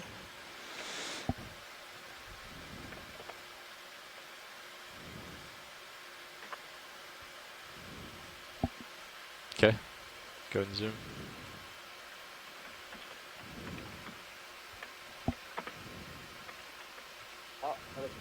cooling.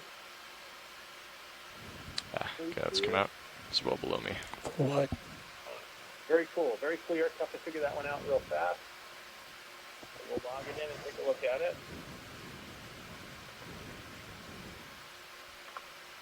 Chat room, we're still chatting about the Bathychorus jelly that we saw. So I guess like 20 degrees is right on the edge where we get a lot of those late flares. And talking about the similarities of some of those that we saw in the Pacific. Yeah. And might be one of the rare times that we've seen. I guess I could try here moving the in craft America. outboard to reduce that. Bottom right, white.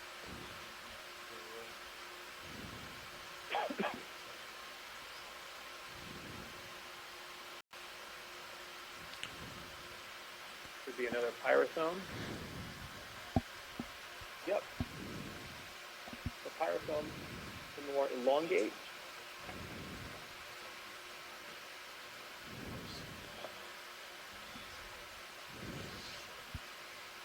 And optimal lighting. That's cool. Great video on there. These are tunicates. Very small, tube-like gelatinous animals that exist. We had some last year off of the northwest coast of the United States to a fairly high degree of concentration in and around some fisheries that we have out there. But these are much smaller.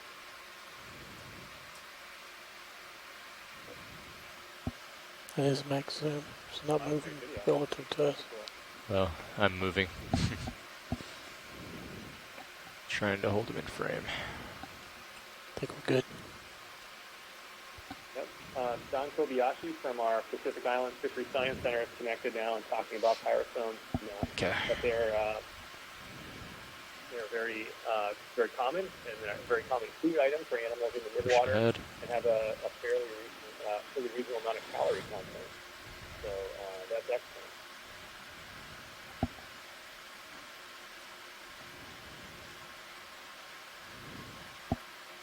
Not too long ago, we did a study of how spiny dogfish on the northeast continental shelf were consuming lots of jellies, ctenophores mostly. Come in center. Not a lot of calories to eat ctenophore, but they were filling their stomachs with ctenophores on a regular basis, which we took as Larvation out. this is an appendicularian house. It's going visible. Yeah. Small tunicate, we could see it there, and inside we could see a small pulsating animal.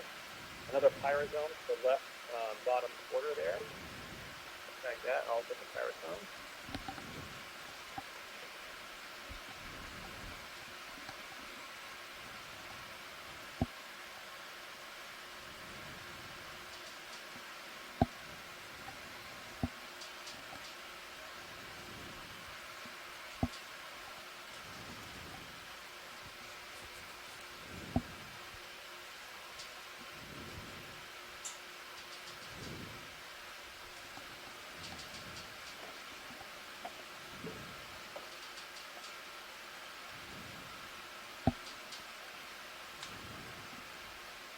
So looking at the particles in the bottom right, it looks like that just might be a strand of mucus. It didn't seem to be Left of center. siphonophore. Jelly.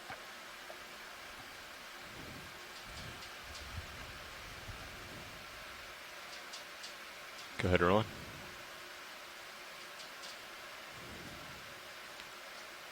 Zoom. Trying to get my focus. Hold that. Jelly. This looks like it could be Colobonema. Out of the light. Yeah, it's pretty high. That jellyfish looked like it was Colobonema. Kind of Going has tight? this refraction. He's in somewhat close to you. Okay, let's come out then.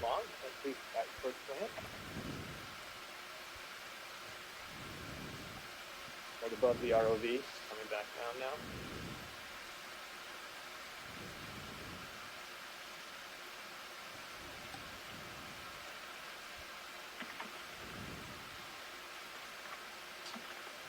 White left to center. Another jelly. Really, this is we did a midwater dive just like this a week ago on the northern side of Puerto Rico, and we did the same number of depth layers, and we were marking here in the chat room that we did not see any pyrosomes after we might be in a different region, maybe a different water mass. Could be different physics at play here, but Elevation now lots of center. people down there to explore, and you can make some comparisons. Yeah, I some think of our you're right. past explorations in water that's I'm not going to far from here. push over a little more. That's kind of cool. This is like a mucus strand, which is some marine snow streaming down from the surface to the bottom.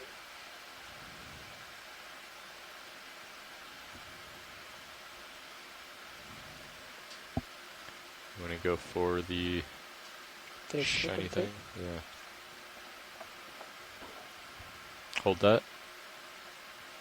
Like a fish.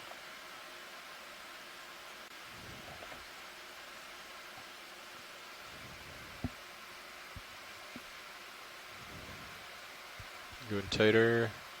Try to keep him. He's pretty far away, but You guys have no idea how small that focus change is. Small mesopelagic fishes are very common on our let's come out. midwater surveys, being another one of them.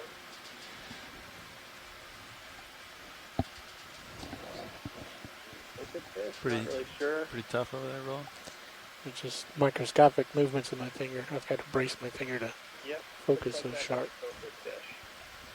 Okay. You have iris wide open, Cool. Thanks, Tracy. Yeah. Thanks, Google. I would imagine.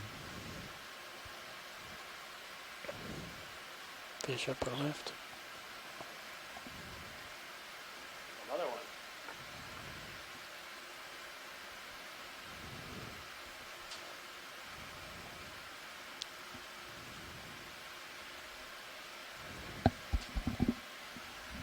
Small spiky pyrosomes that we saw before, John Kobayashi was thinking that they might be some good foraging ground for certain species of sea turtle. Being at these depths, where at depths the sea turtles can make it down, so that's pretty cool. That last fish was another myxopid copy that. around.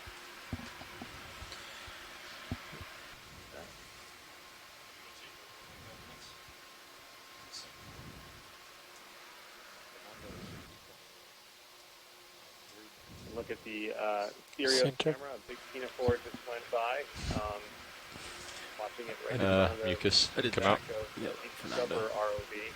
Our I did the ship last one. uses our ROVs. We have two vehicles.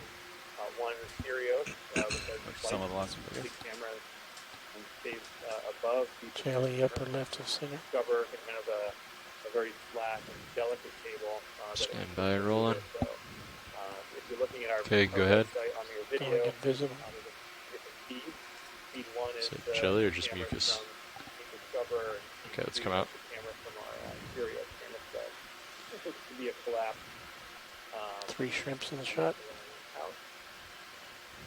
Look at the fish right in the center. Shrimp. Yeah, let's go in on the center. Maybe a shrimp. Pinkish in color. Hold that. Yep. Looks like that could be a krill.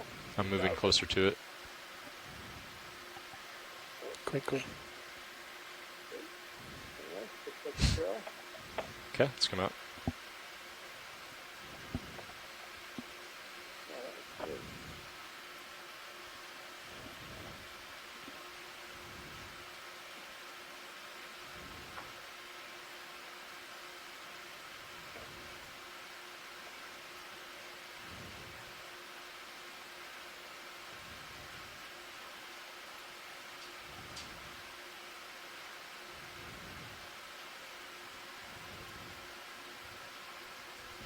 We're excited about the Deep Discoverer for our next season in 2019.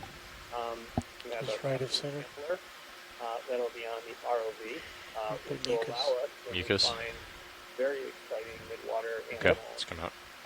Sample some of them carefully into sample containers.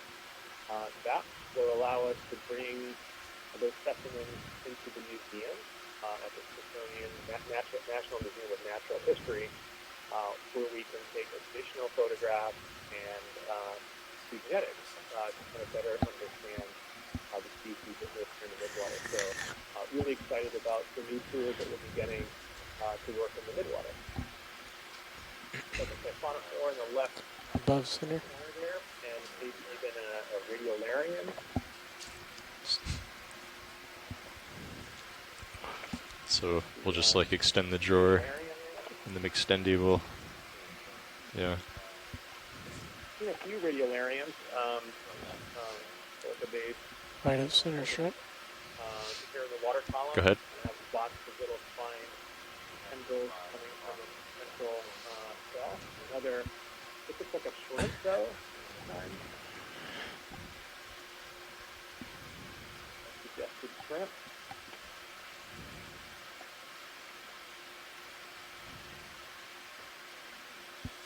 Oh, would that be like an attachment you're talking about? Milo Tina 4, lower center. Stand by. I'm going to pass off control to Fernando. Long antennae coming out from shrimp there. There it goes. And the red pigmentation is common here in the deep ocean. The red light doesn't really travel this far very well in this part of the ocean at all. So this seems to be very dark. What's going on? Yes, looks like that was the suggested shrimp. Tracy helping out. Thanks a lot.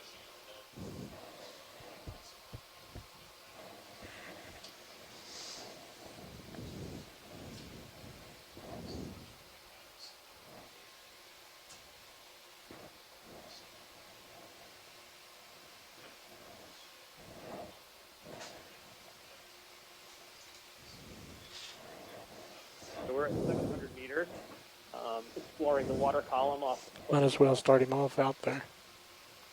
Another fish right here. Oh, maybe not. Maybe it's a How's it siphonophore. going, Fernando? Pretty good. On a 4 going up or right.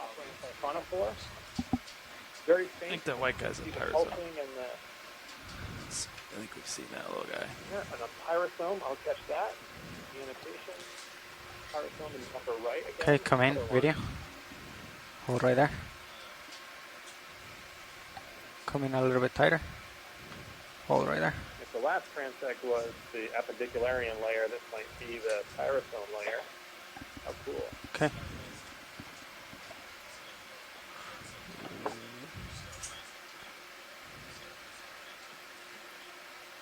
Let it go.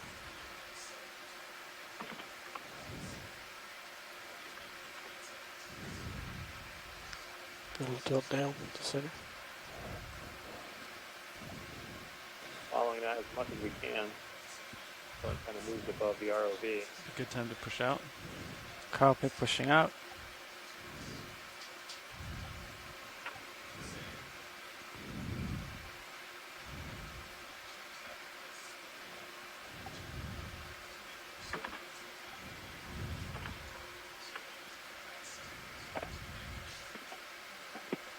Fish center. Okay, come in. Hold right there.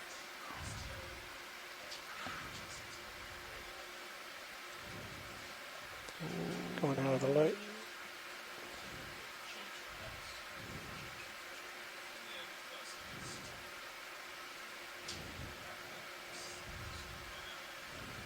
Strand left of center. Where? Just upper center.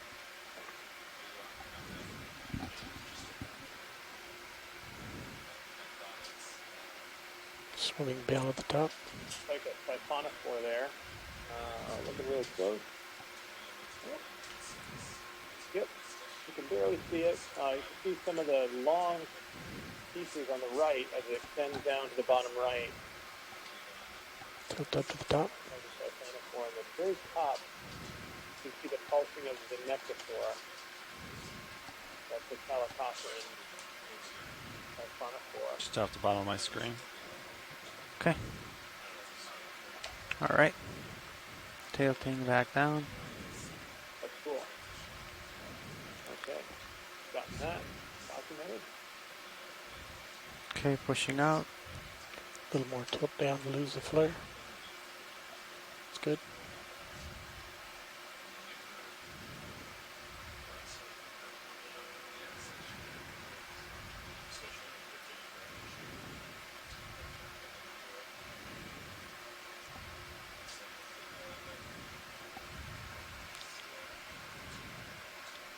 All right, Roland. Just above center. Mucus. There we go. Okay. Oh, second appendicularian house. Again. Left to center. Jelly, maybe.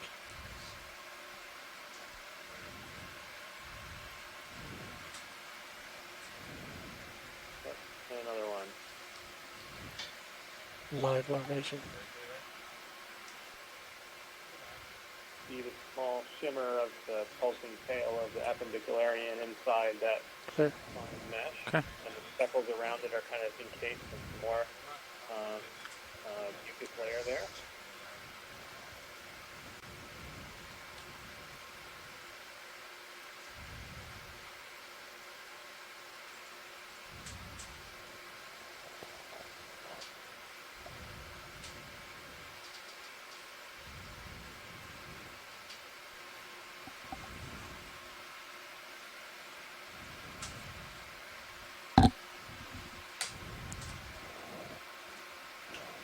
Top right was the sulfonophore. Could have been I agreed. Google Lindsay was thinking that might have only been one bell on the top of that last siphonophore, and I agree. It was What about, really simple. about this, Roland? I think it's just See that video. debris falling. That's very neat. Yep. Okay, It's, let's come up. something in the genus Pteronectes. If it was a single bell like that, didn't see a lot of those. But, Let's find something we good see for a couple now. of different kinds of siphonophores in the midwater. We see some of the Physonex siphonophores. I'm trying. A little bit more sturdy. Slight tilt up. Dense cyclotone. And then we see these really fragile. What are you looking for? Just a little dark in the lower section. Okay. That What about this right here? Sometimes the same depth. Okay. And sometimes split up a Shrimp. little bit. Just a shrimp. Not just a shrimp. The shrimp. Okay. Another shrimp. It's a highlight shrimp. That's cool. I'll guess if that's a suggested shrimp. I don't. I'll leave to my colleagues to make any corrections. Could be a suggested.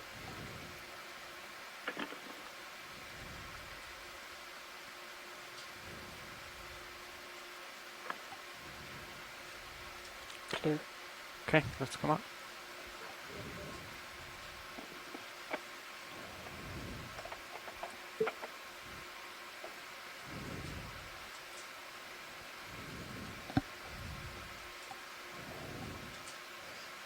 Push way ahead.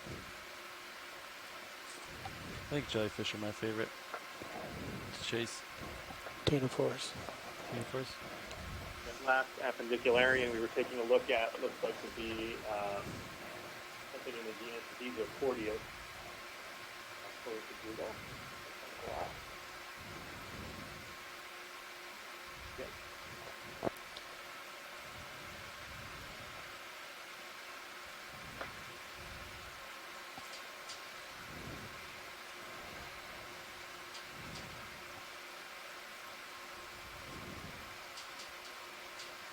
Screen's looking dark again. At the bottom or top or? More dark at the bottom. Since today is Saturday, Okay. It's better. I've got the great pleasure of having my son Colin here in the command center with me, and he is helping out a great deal by entering Upper right. software. So, it's really great to To see right. kids to work, Upper right. see what's going on. Upper this is an center. especially cool experience for him to see. So, pretty fun here in the command center.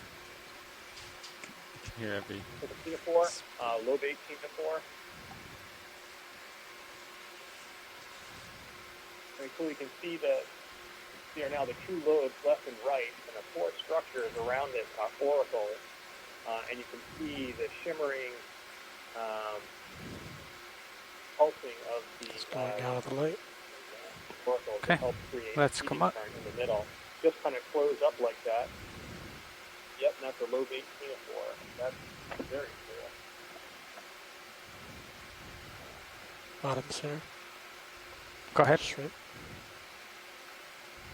Like before. It could have been Lucartia. Can't tell from this angle. Particular size. other suggested shrimp. On this one, I'll catch the shrimp. And, got it? Yeah. This is great. Making its way through the water column.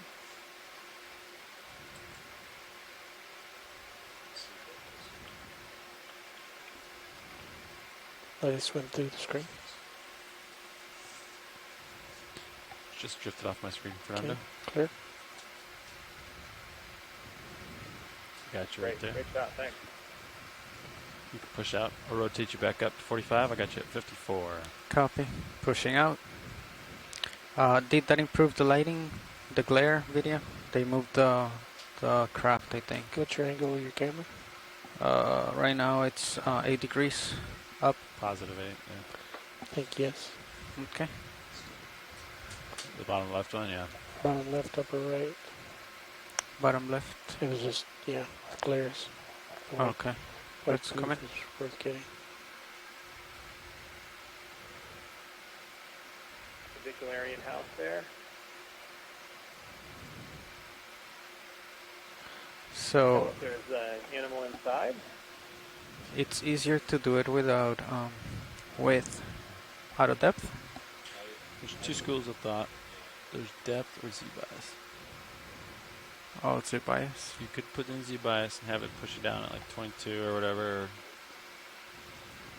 maybe 16 here or something like that. But then would you use this or not at all? Yes. Okay, if Okay. you're tuning Yeah, in, we're so you continuing use our exploration of You the drift midwater. I like Anything, to use Roland? I'm looking. We're that. I like the auto at depth. 700 meters, making our way through and identifying animals with a group of You could experts around focus the more world. on your rotator. Center up. Up. Yep. Two white things. Transect of 900 meters below us here, and we have Shrimp. a few more transects after this one. Okay.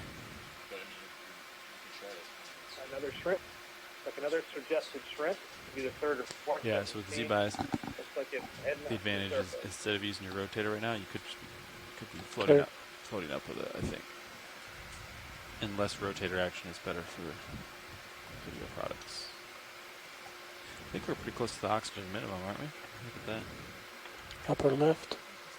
Stream. Diagonal. Tilt up.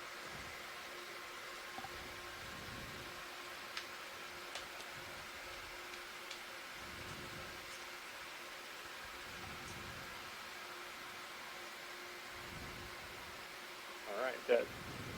Douglas had a chance to take a look at that. Oh, wait a second, another Just track this best we can. siphonophore. Tumbling down. Like a Galma.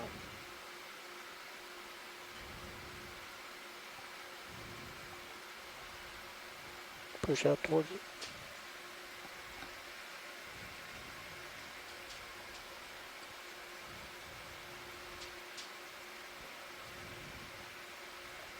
All right, just before we saw that siphonophore here, this is great. Can't let it go. Kind of spiraling through the water as it swims, showing lots of control. Pushing over, out. You could try pushing out a little further next time, and you have more time coming back, I think. Saw, a little while ago. Looks like people had a chance to take a look at that again. Looks like that might be Baphosaurus fossori. Looks like it has large lobes and a really wide auricle. Help us determine that was Baphosaurus. That looks like it could have been another Yeah, up shrimp there. there. Okay. Top. Slowing down.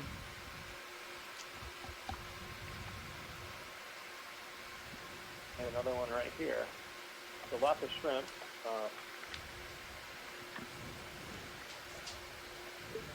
In this layer so 15 degrees. far. Pyrosome in the bottom left, capturing that.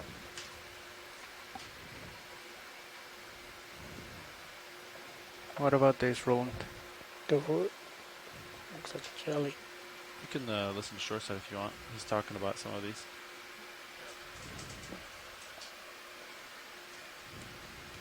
It was the same type that we've seen before. Pretty cool. And I think we have the. That was pyrosome. We can turn the test off too if you want to. If you don't like this one, yeah. Clear. Okay. Coming up.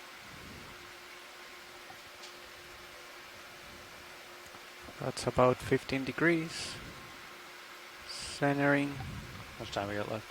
Dan? 6 minutes. Copy. Next stop, 600 or 500? Okay. Pushing out slightly. Straight ahead. Straight ahead.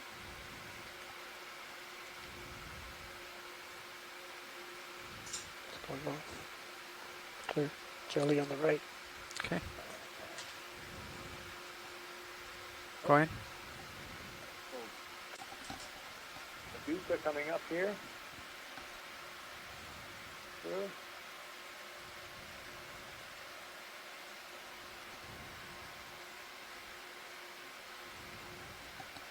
Looks like a Rapala nematid. See those radial canals pretty clearly. Maybe a halocreatid. Tilting down. Got it.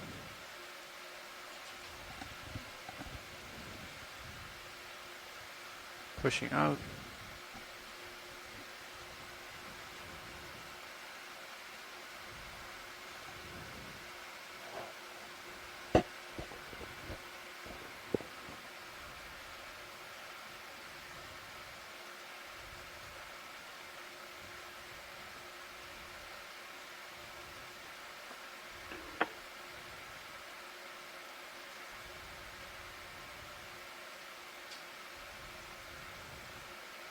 Have anything here?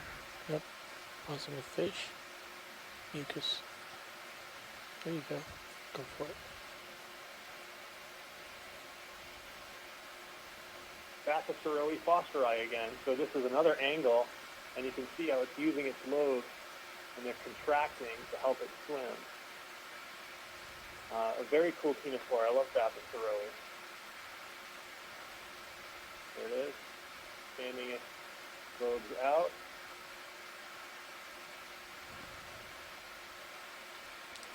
It's kind of motionless now. Kind of narrate the Copy. pulsation of it. I It think we looks have like to it let it stopped. go. Maybe it's checking us out. That was Bacillus fosteri. Let's do it.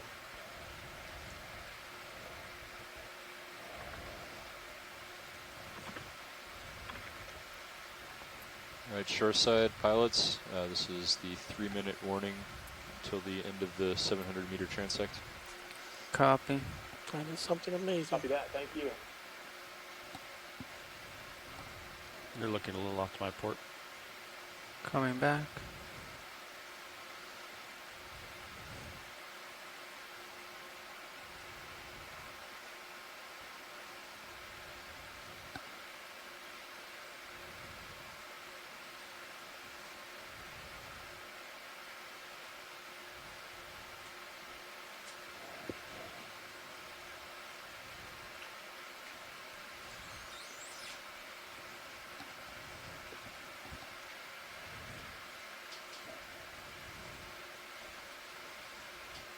Out of the light.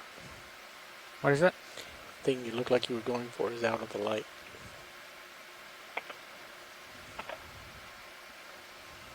Checking out the last few minutes of our dive here, cleaning up some of our annotations.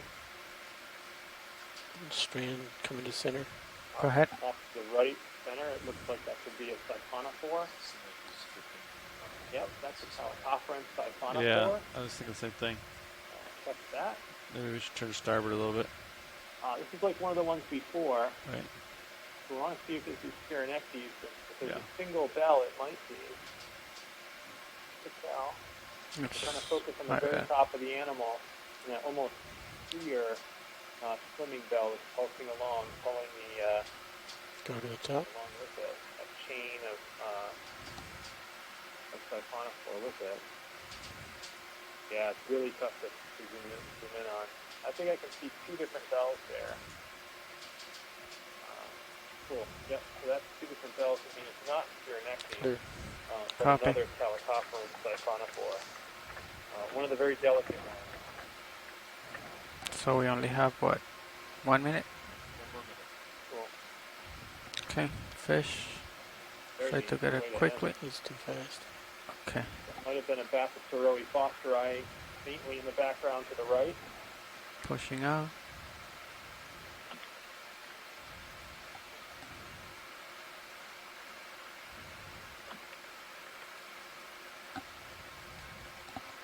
You've been pushing to my port a little bit. We're going to come to starboard a little bit, Fish just upper right. I think, for the ascent. It's gone. Rapid fish at the end. Upper left. So that was really fast. So let's see if Tracy can catch that one. What is that little guy? Tina 4. T4? He's got a couple. All right. Very nice position. Oh, another Tina 4. Ooh.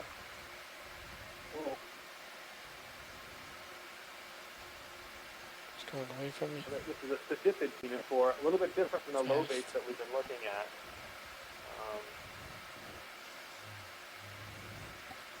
Definitely a little bit different. Really cool. We can focus in on those parts on the bottom. Looks really nice. Copy. Yep, definitely a All right. Tina 4. Fernando, So yeah, that's you a can group of lateral Tina to 4s we're trying starboard. figure I out want to a line lot up more on about. So 130, just a be little careful bit to about our starboard here. the video on Think that'll help and you out. review that over and over Okay. again. All right, I'm at 130. Wasn't very far. Okay, do you want me to push out a little bit? Yep, just a little bit there. Just stay in the middle of my screen. I'll keep my rotator at 45. You bring your rotator up to 42. Copy. Shore side, this is the pilot. We just finished the 700 meter transect. We're getting ready to come up to 500. 500 meters. All right. Thanks a lot. That was a You great got your transect. rotator I at really 42. He's appreciate getting all past. the great ROV I'm going to turn flying the there. mains off. It's a fantastic video. So thanks a lot, guys. All right, now we're Making our way coming to up. 500. I'll dial in 10 meters a minute. Cool.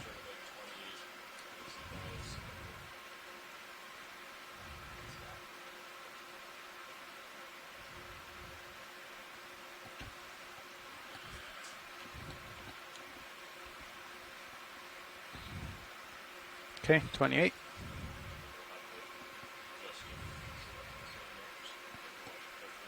Okay. So I would push forward a little bit to stay in the center of my screen. Delta looks pretty good there. That's what you're aiming for is 15.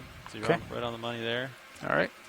Okay, if you're connecting in to the broadcast, my name is Mike Ford. I'm an oceanographer from NOAA National Marine Fisheries Service. I'm talking That's to you good. You from don't have to push forward the anymore. Yeah, Exploration stay there. Command Center Sweet. here in Silver Spring, Maryland, and I am connected via telepresence to the NOAA ship Okeanos Explorer, operating off of Puerto Rico using the ROV Deep Discoverer. And we are in the middle of our midwater exploration. The vehicles are now at approximately pretty much on a 685 meters constant deep. speed up. All you And got to we're do is making stay our in my way up screen. to 500 meters, Sounds good. where we'll be doing the third transect, where we settle the vehicles in and start moving horizontally in the middle of the water, searching for all the different midwater organisms that live here. The midwater of the Earth's oceans are very unexplored.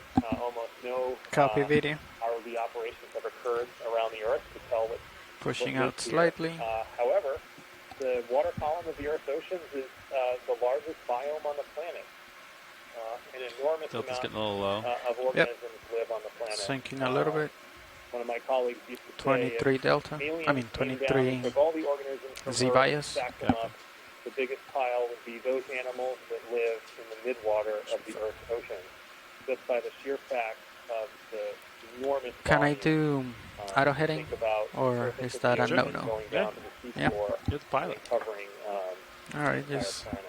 making So sure happy to be able to do this exploration. And doing you're catching something us I'm not supposed as to. as the vehicles are moving from 700 meters to 500 Okay. meters. So thank you for tuning in. Sinking a little bit more. Z bias 21.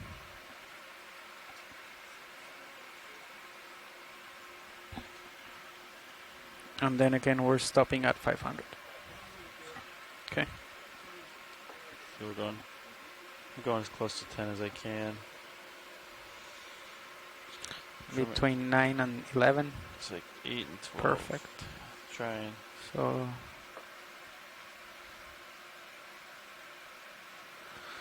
Z bias 16. Yep. Yep.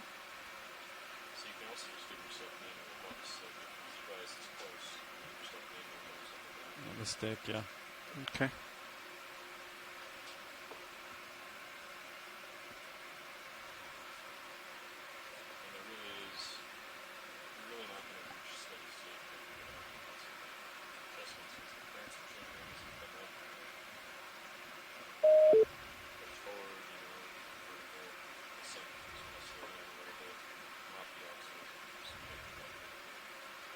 Okay. Yep.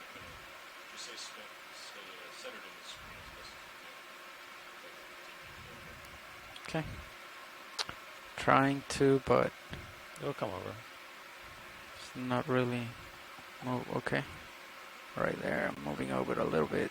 Okay, just check in on the conditions as we move from 700 to 500 meters.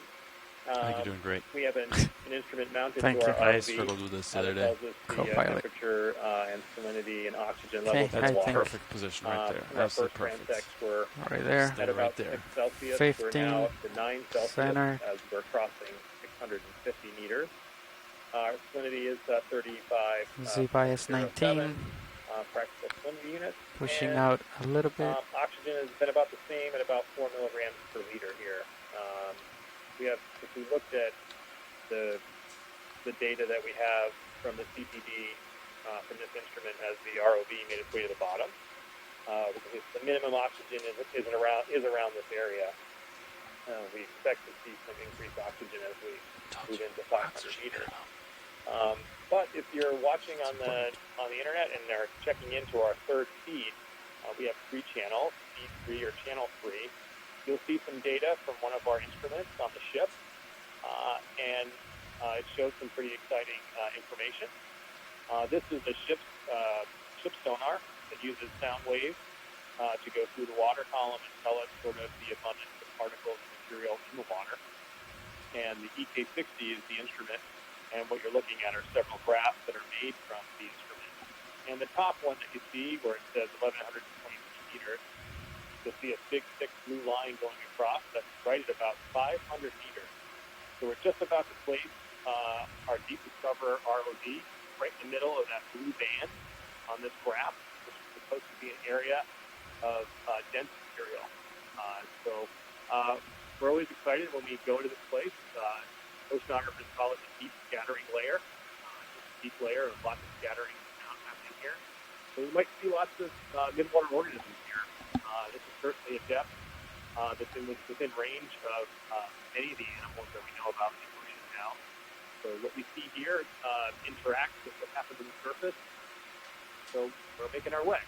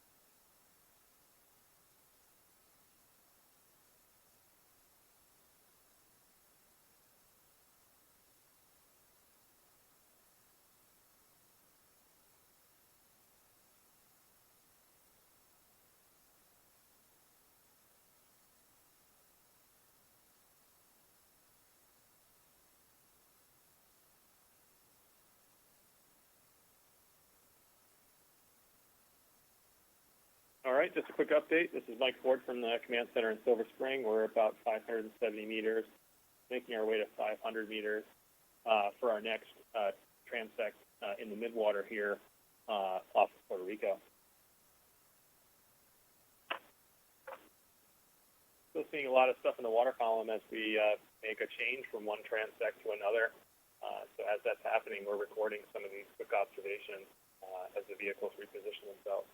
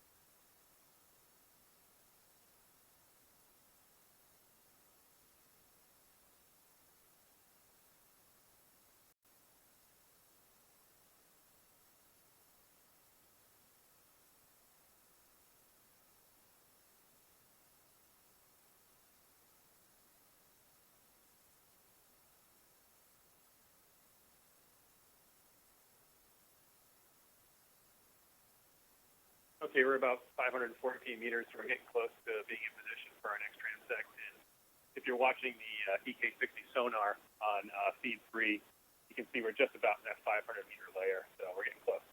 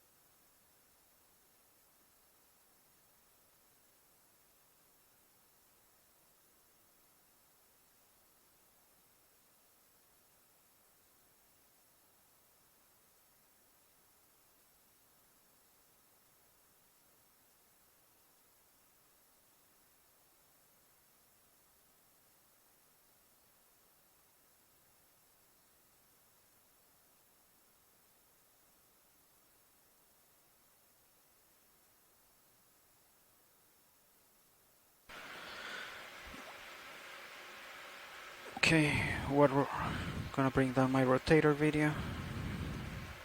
I keep on.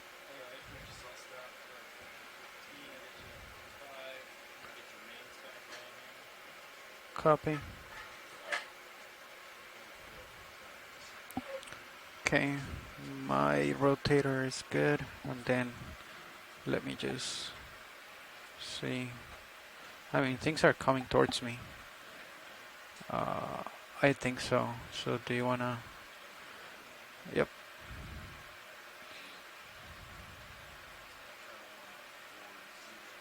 Copy. All right, the vehicles are just getting settled in now for a 500 meter transect. My name is Mike Ford. I'm an oceanographer from NOAA's National Marine Fisheries Service, and I'm talking to you from the Exploration Command Center at NOAA headquarters in Silver Spring, Maryland. Over telepresence, I'm Let's see. connected to the NOAA ship Okeanos Explorer. Yeah, there's not a lot of Midwater movement. environment off Puerto Rico through the eyes of our ROV deep discoverer. And I'm being joined by a number of colleagues around the world. Diesel Lindsay, an expert in gelatinous animals from the Japan Agency for Marine Earth Science and Technology in Japan, as well as John Kobayashi from our Pacific Island Fisheries Science Center in Honolulu, Hawaii, and Tracy Sutton from Nova Southeast University. Am I? No, I think I am drifting back a little bit, right? Yeah, definitely. As well. So I think, yeah, this would be good, I guess. Safety, our science lead on the Okeanos Explorer that have been with us All right. throughout the expedition. Thanks very much. So we're about settled in and ready to transect this one. okay, shoreside. This is pilot. We're set up. We're ready to start the 500 meter transect, which is gonna last about 45 minutes. So we're starting at 2015 UTC. Copy that. Thank you very much. So starting 500. Okay, video. Let me know what you see. I have the rotator at 12. Copy.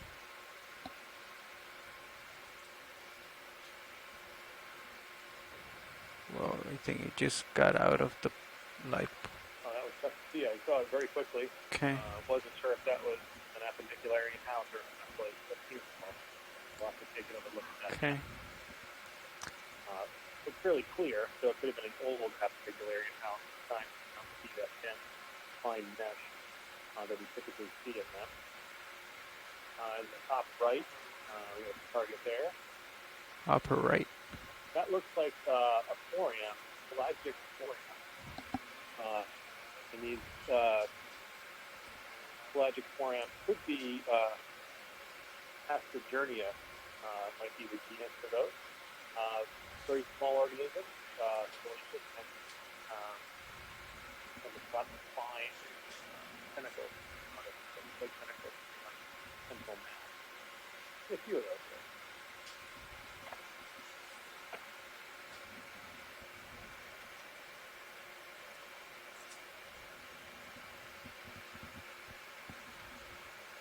Little fish.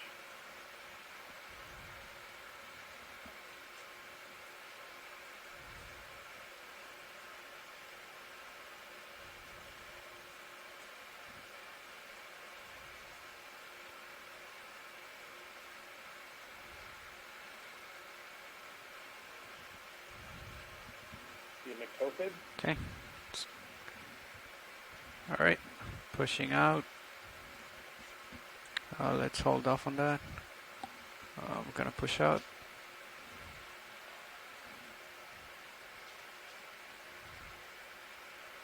Okay.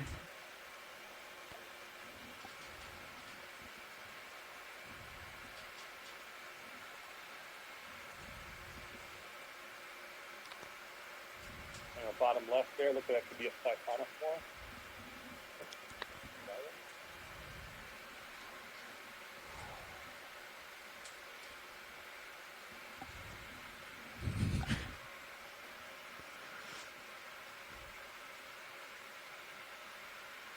Yeah, possible. We saw an organism that could be, we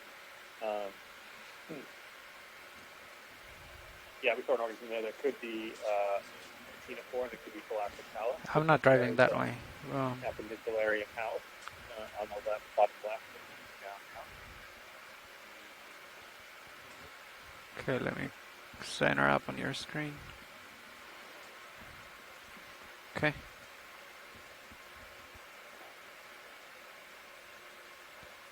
Oh, and to the top right, there's a siphonophore quickly moving out of our frame there. We're looking in pretty high magnification right now. We get a chance to look deeply at the marine snow. Okay, But we bringing pull back rotator like down.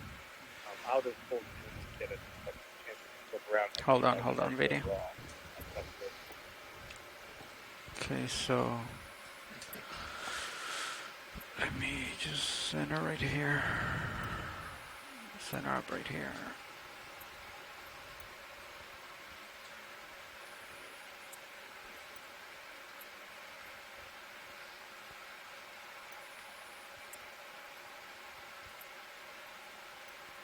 Okay.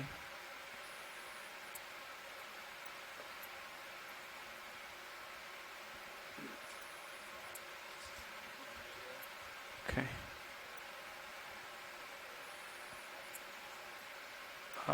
Hold on 1 second, video. Alright, slowing down.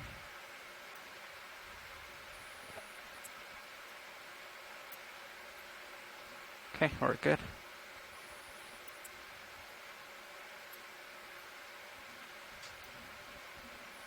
We're at the top of the screen there, another RAM.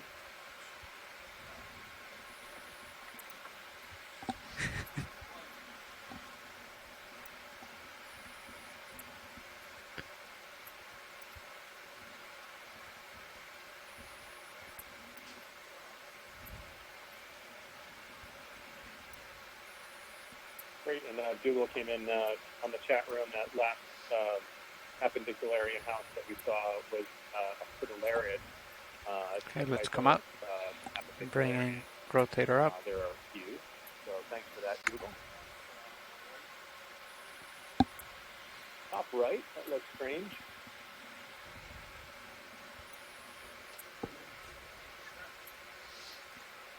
Oh, looks like a suggested shrimp. I mean, really bright. Moving horizontally across our view here. Antennae are really, really bright and white. Oh, and right next to it, coming around, we've got the sea. That could be a Eucausa, maybe? Or a Meister?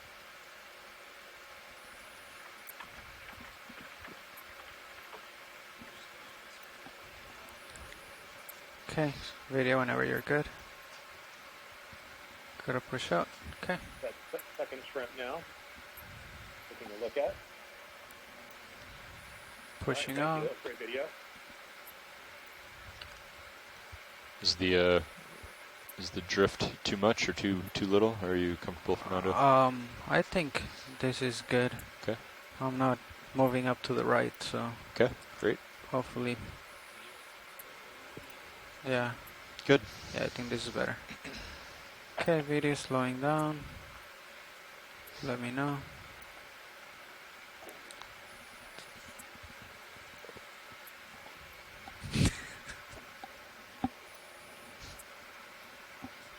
You're quick. Okay, come in.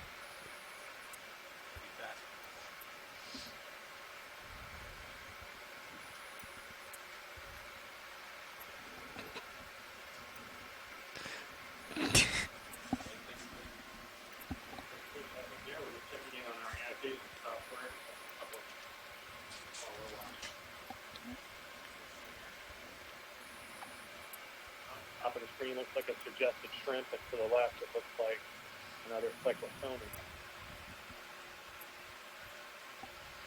Yeah, it looks like your orientation software is fine. Slow delay. Pushing in there. Okay. Let me get back to the right heading video.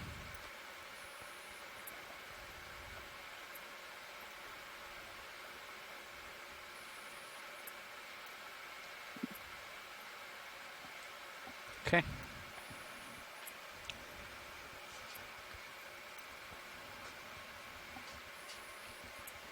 Looking in the center left, coming there pretty quickly.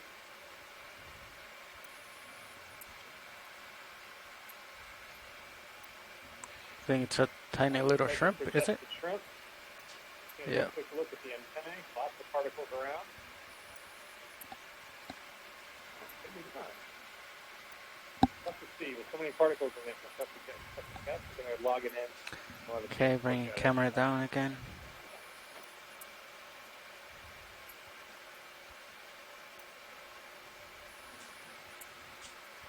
All right, if we can back out and get some fresh water, that'd be great.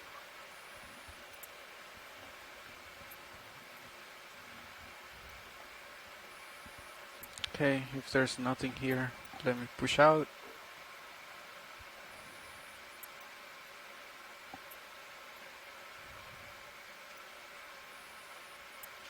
It's been about the standard for the day. This is our third transect in the Midwater here. We've had about the same density of marine snow and other particles, animals in the water so far. Here we go. That's cool.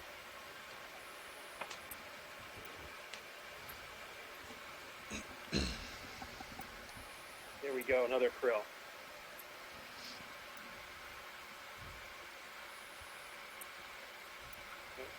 Houses, krill.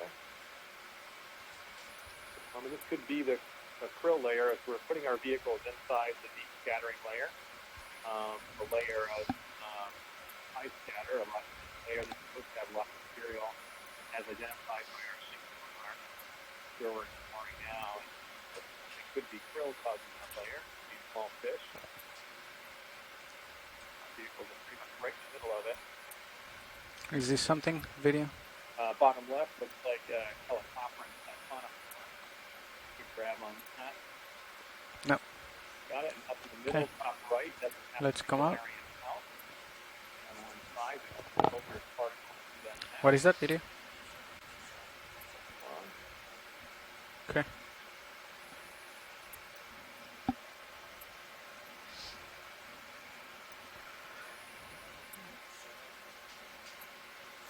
To the left here, it looks like another cyclonophore.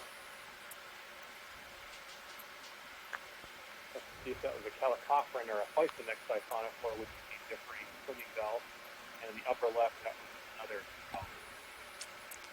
Okay, let me push out video. Got it.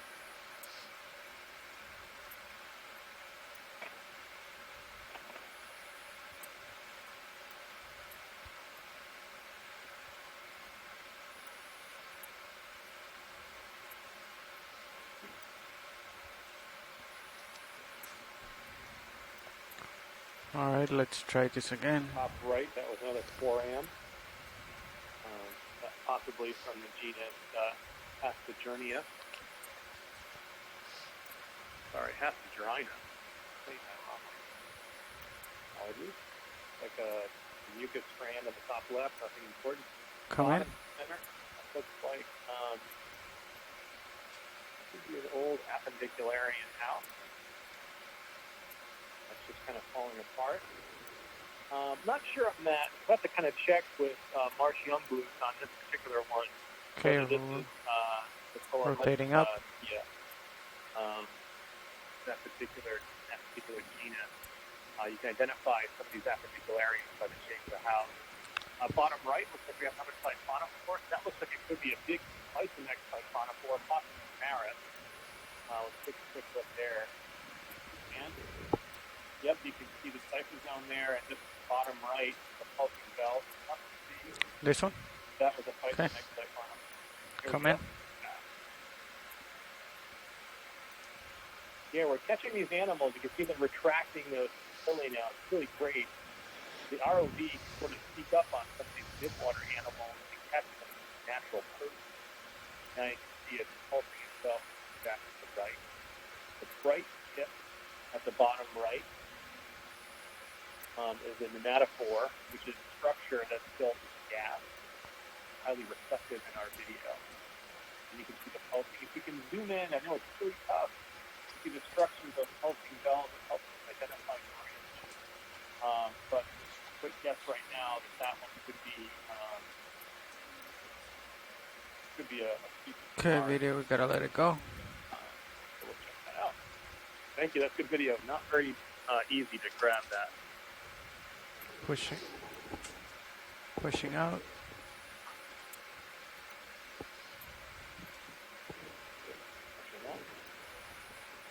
On to the right side, that looked like another quick siphonophore.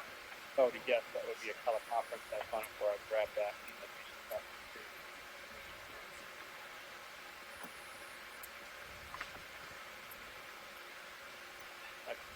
Excellent. But then, compared to last week, this has had a lot more targets here. Okay, And just video. a lot more organisms. Let to me know. grab. Really exciting. We're continuing on our look at 500 meters. That looks like a mucus strand, just thinking. Nothing of real big interest there. Okay, Back right on that. tilting up.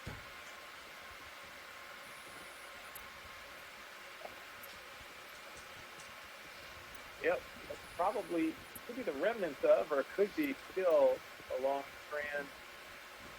Oh, it's a siphonophore. Still clear. You can see it pulsing on the bottom. It's out of the light. 13. Tilting So down. it's the siphonophore. We'll take a look at that later.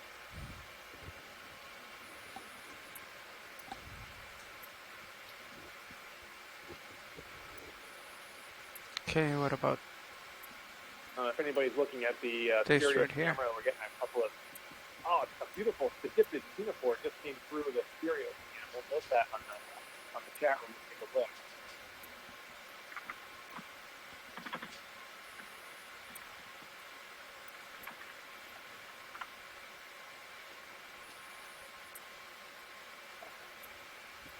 Another fish in the camera now. We got this. Got it. And It's gone. I think that's cyclophone. Okay, bringing camera down.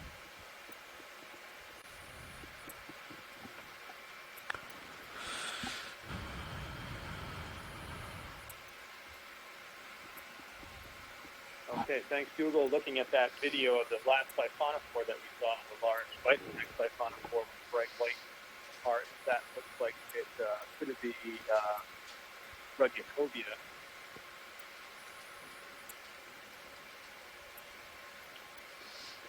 Looks like a krill here. Are you Falcon? Okay, video. Let's come out. And I guessed correctly on the cyclophony, which is good. That's a krill log.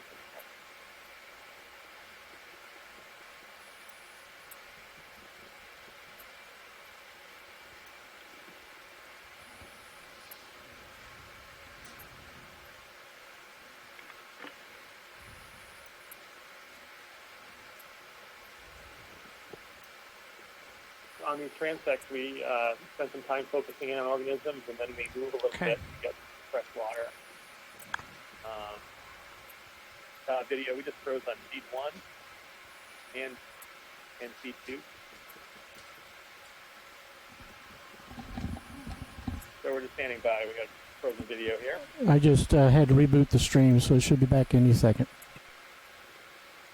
Thanks, Ron. Appreciate it. And we're back.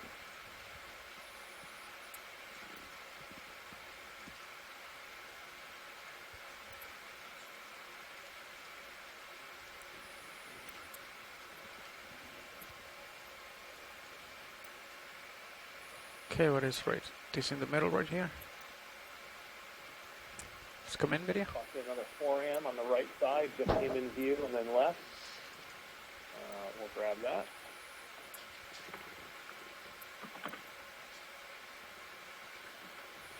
Is it too close? We cannot focus on it? Oh, it's too small.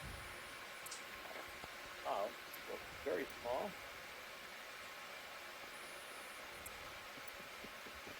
It's like a fish. It is a fish. Very small fish, just kind of hanging out. We'll get Tracy to take a look at that one. Great magnification. That's excellent.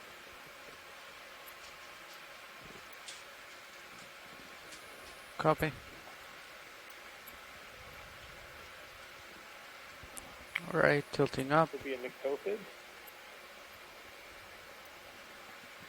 Really small. That's great. Oh, and in the background, on the very bottom, suggested shrimp came into view.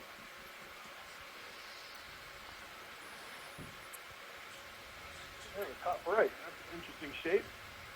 Not sure what that is. That's a siphonophore. A Calacophora siphonophore. 2 bells.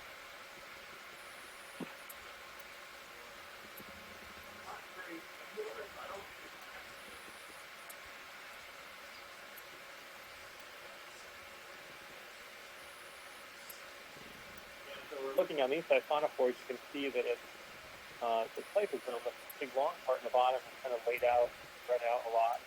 But the top here, these 2 pulsing bells are angled away from each other.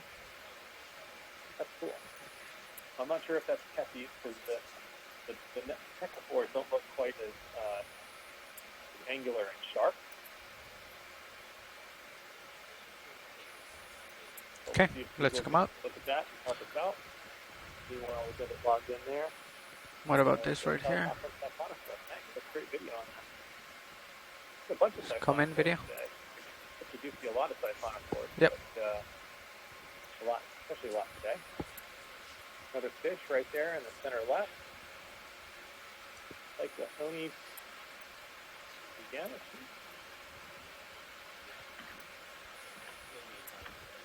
Go bridge. Okay, let's come out, video.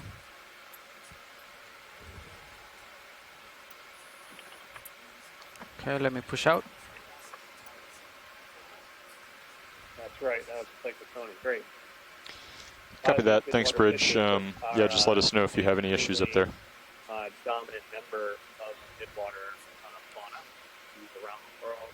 Thanks, Bridge. Appreciate it. Especially at these depth levels. So, great to see them. Not surprised to see them, but it's great to get a look at them. Okay.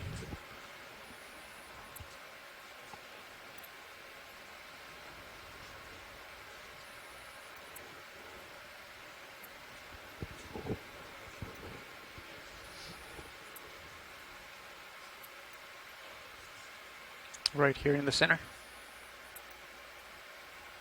To the right side, looks like a siphonophore, and then right in dead center, picking up, looks like just some marine snow there. Okay, let's come out then. And then he said, Okay, that siphonophore that we were looking at, the calicophorine one with the two bells. Well, sorry, what was your question? Might be Canoidea, based on the long synapsis structures I hanging really down just from the love the bottom. scattering layer.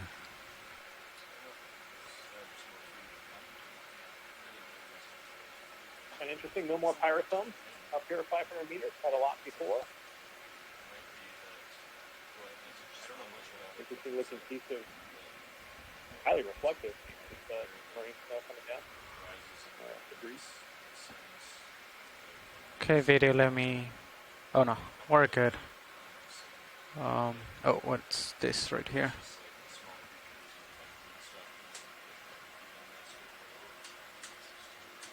Maybe it's this right here?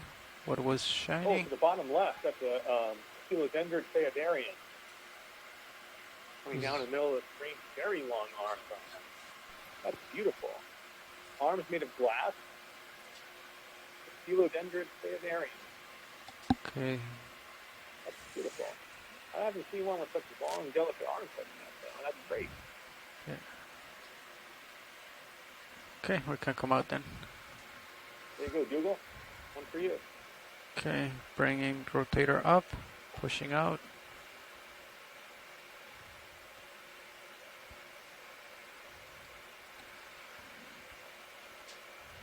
Okay.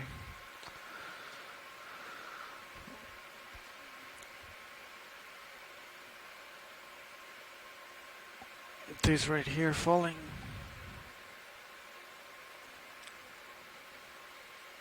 Oh, I thought that was a hatchet fish. It's just a piece of. Oh, that's actually a small ctenophore. Nope. Sorry, it might be.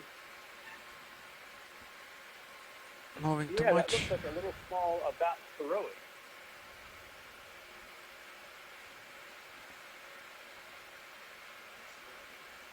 Okay, let's come out then. That looks like Bathyroid.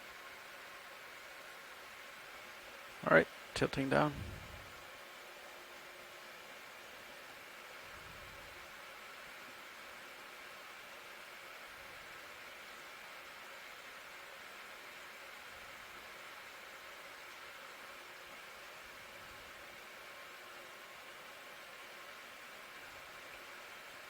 Yep, just lots of marine snow here. We might want to back out for a bigger view and bump in and get some water.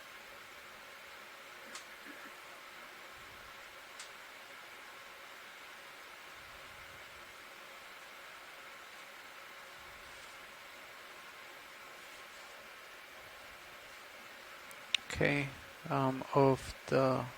Oh, this looks like Okay, another let's come out and let me push out. a sinking appendicularian house. Nobody. Oh, I see Let's come out, video. animal still pulsing in there. Very unique, neat shape to that. I'll have to ask Google if this is really. I don't think this is a fritillaria. Pushing I out. think this might be a color. How long we have left, Copilot? Navigator? We have another 19 minutes. Copy, 19 We're minutes. still moving along on our survey of the Midwater off of Puerto Rico. Okay, UBI let me know, video. ROV. We completed 2 transects, one at 900 meters, one at 700 meters. Still have We're good, we're good. Anything, Right video? in the middle of a deep scattering layer, a feature in the water column defined by a high density of material that's reflected by our ship sonar. Oh, I think it's out of the light pool. Tilting down. 14 degrees.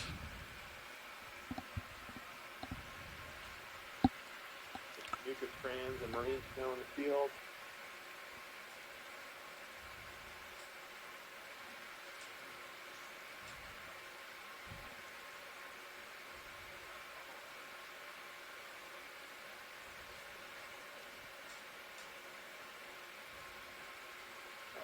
left there. That looks pretty cool.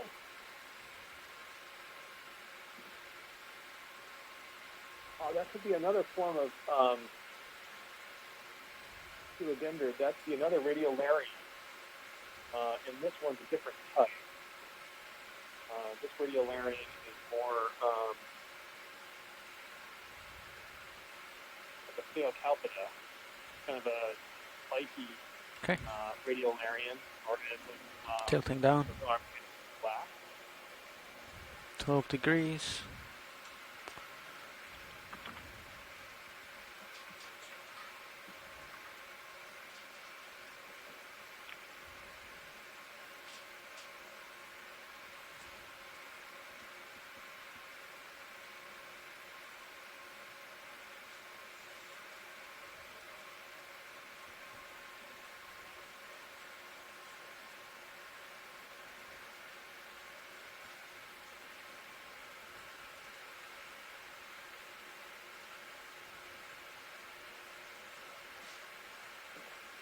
That looks like a siphonophore, another Calicophorus siphonophore. Fast movement on that. Now, tough to see. Copy. Very small and very faint pulsing bell, bottom right as we're looking at it. Copy. Will always be a Rotating challenge down. in water biology. Too much. Video. Beautiful. Good try. That's a great video. Pushing out.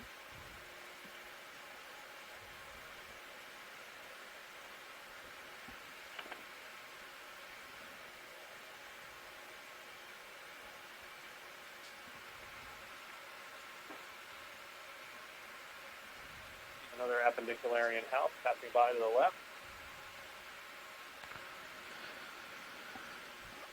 Okay. Slowing down video.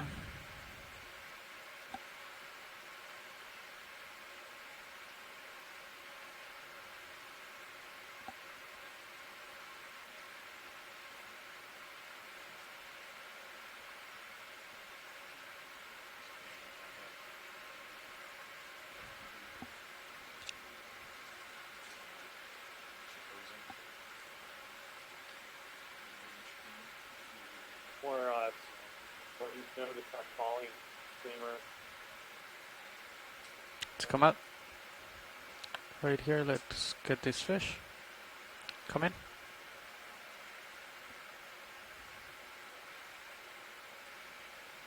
Fish right in the center.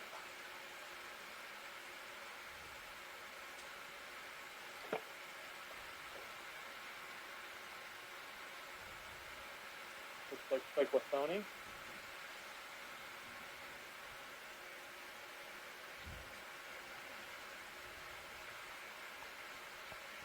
Very good. Thank you.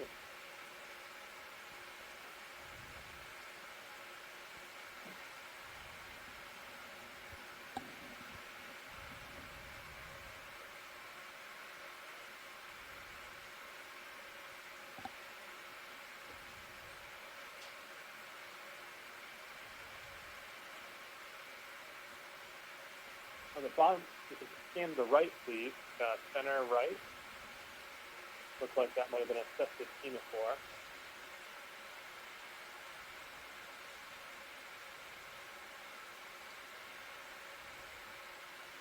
Yeah, it might be difficult. It was just pretty faint.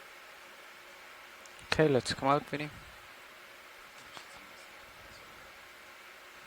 Yeah, that's okay. Pretty faint. Thank you for trying. The cestus ctenophore is really cool. They have like a big wing.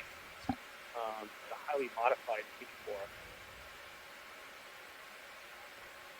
Tilting up.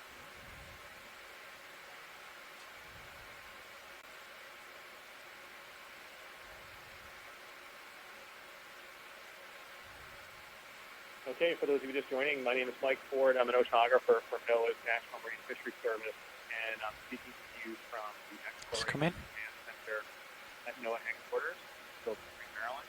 And I'm connected by a telepresence for NOAA ship Okeanos.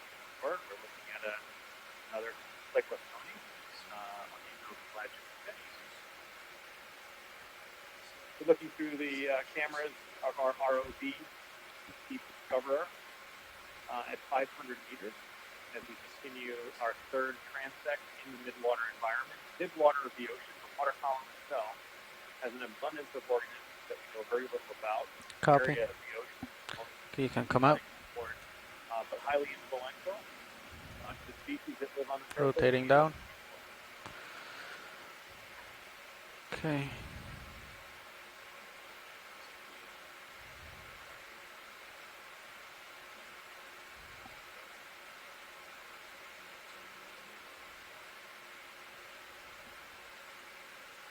Okay, if we don't see anything, let me push out. 14 degrees.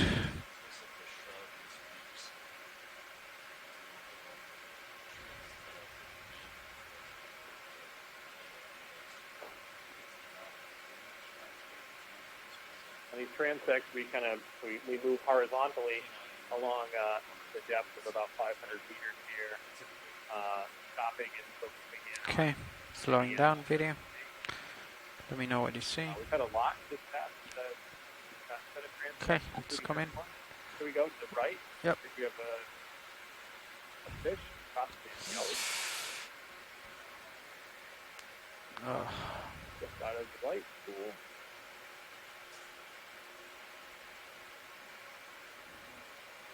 Yeah, could have been a ketognath, maybe not a fish, so we'll have to put a note on that annotation, take a look at that again.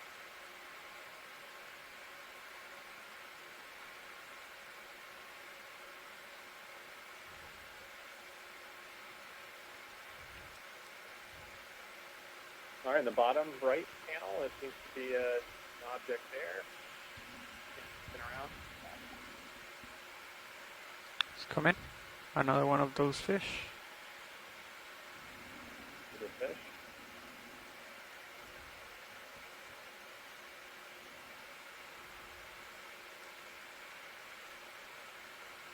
There we go. Great. That looked like a cyclosony as well. And the assemblage of cyclosony at this level could be what's responsible for the deep scattering layer here. It could be other things, but like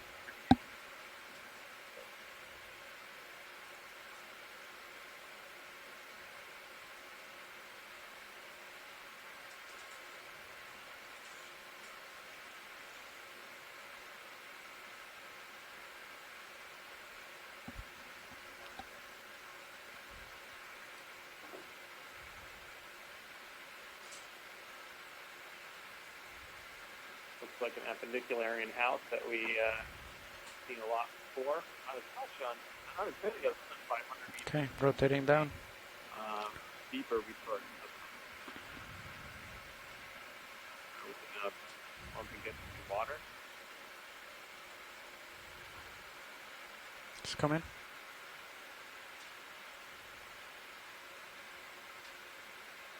Hold right there.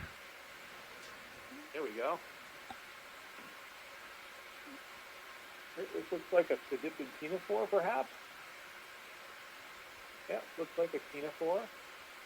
The two long tentacles make it looks like a sediped ctenophore.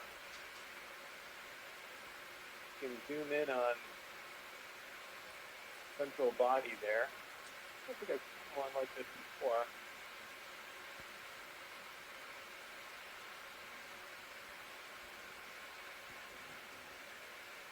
Yep, that's a sediped ctenophore. Now you can tell the refraction of it. Oh, we're catching it with its tentacles out and the fine lines cutting straight down are filling. Very, very fine. We're catching it at a perfect spot. Right, this could be a mertensis sediped ctenophore. Okay, video. Ctenophores, Let me know when you're good. ctenophores are known for these rows of these combs, cilia, along their body. You can All see right, that let's the come rest out. of the animal is refracting. It doesn't have light. It's not bioluminescent in this case. Rotating and pushing Reflecting out. the light back from the ROV. That's great. Thanks.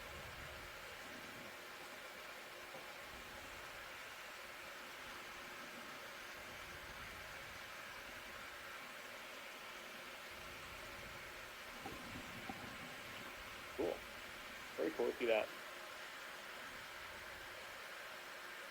It's great to see you. I think a lot of times if we work in the midwater, we have an advantage with the ROV.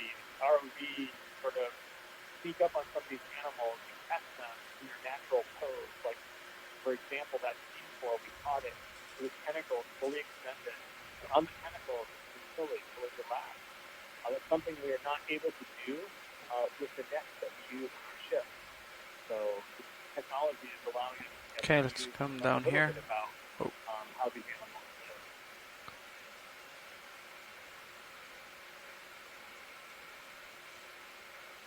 live. At the center there. Right to the right. Bottom right. There you go. Just an appendicularian house. Nice.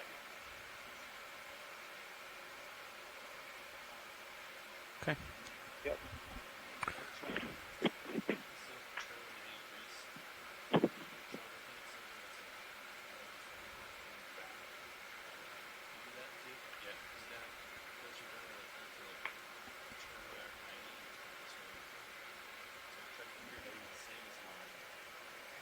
Fish on the bottom center, drifting across to the right. Now it's in the bottom right.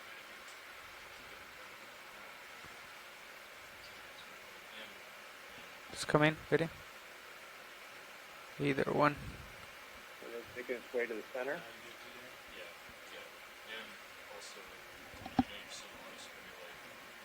Let's come out, Betty. Need some help with my colleagues for that one.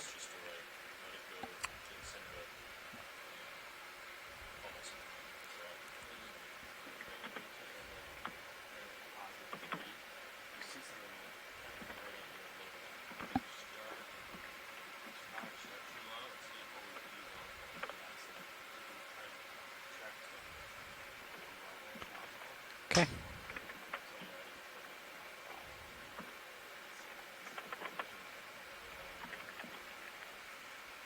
Another one of these fish. I'm pretty good at finding them. Okay, right in the center there's the fish. That looks like a cyclothony to me. Okay, let's come out then. Chat room just in case you get that one wrong. Oh, yep, that's right. Okay. Okay, lining up with you, co-pilot, rotator.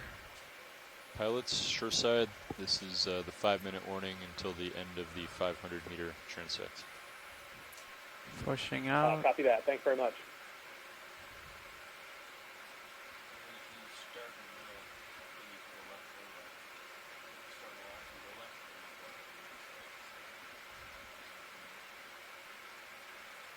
All right, we're carrying on.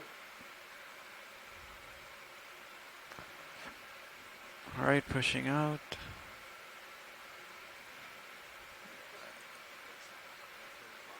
Okay, let's give this one a try. Is this anything video? I don't think so. On the bottom center. That looks like a Coelodendron Phaidarian. I can see the center mass, and I think I can see 4 arms coming down from that. If not, it might be. Oh, Let's no! come out video. Right there. That looks like Halotrephes. It's a small medusa. Yeah. I'm totally wrong. It's a Halotrephes. Oh, okay. Sorry, video. That's cool.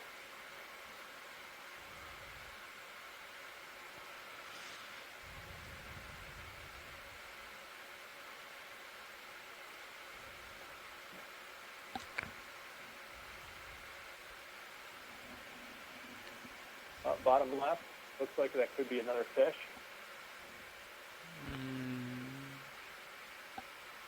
That's okay if you can scan. I think I see a siphonophore in the top right. I'll catch the siphonophore.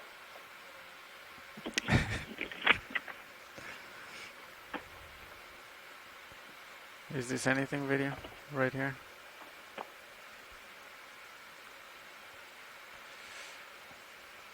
This is marine snow. If you back out to the top left, I think I saw another siphonophore. Okay, let's come out then.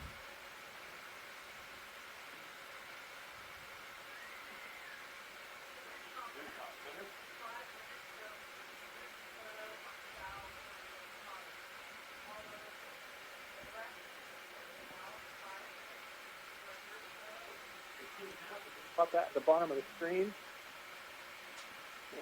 Looking close. Yes. Right there, heating now.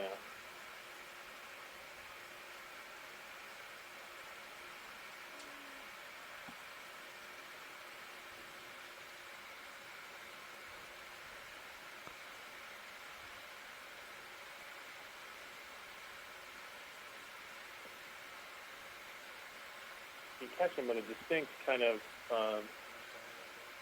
swimming motion.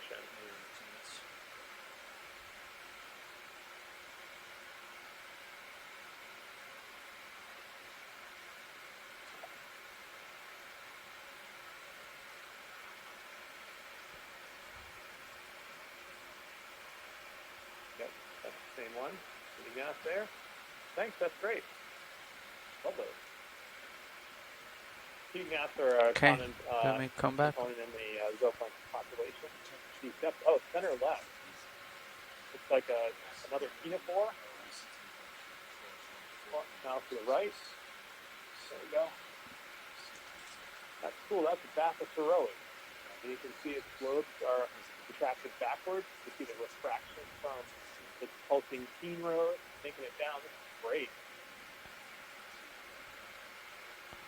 Okay, video, we don't have much time. We'll take a look at this. Sometimes I look at these and it's Bathysoroe, but other times it looks like a different type of ctenophore, Cadipid. I think it's out of our light pole video. It might just be a different swimming mode. They might have different swimming modes. Okay, centering. That's awesome. Awesome. We'll tag them in Bathysoroe phosphoride and I'll review that later. Okay, pushing out.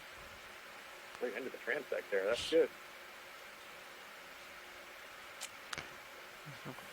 I can't find myself. Video, do we see anything? Let me rotate down. Another one of those fish. Okay.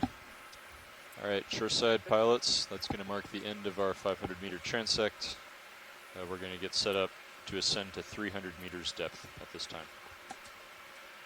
Thank you very much. Appreciate the great driving and the really excellent video there. We caught a lot of beautiful targets. So Are we out of here in?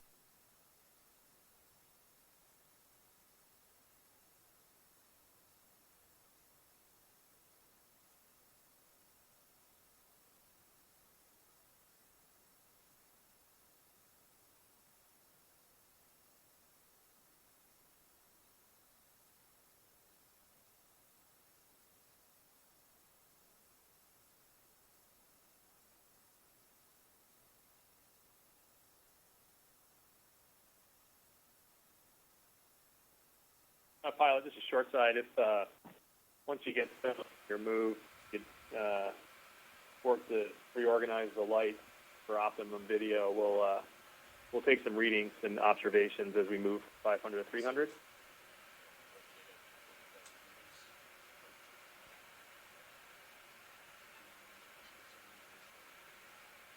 All right. Short side. This is the setup we usually use to when ascending. There you go. That sounds We good. zoomed in. Yeah, this is great. This gives us a chance. Thank you. Copy.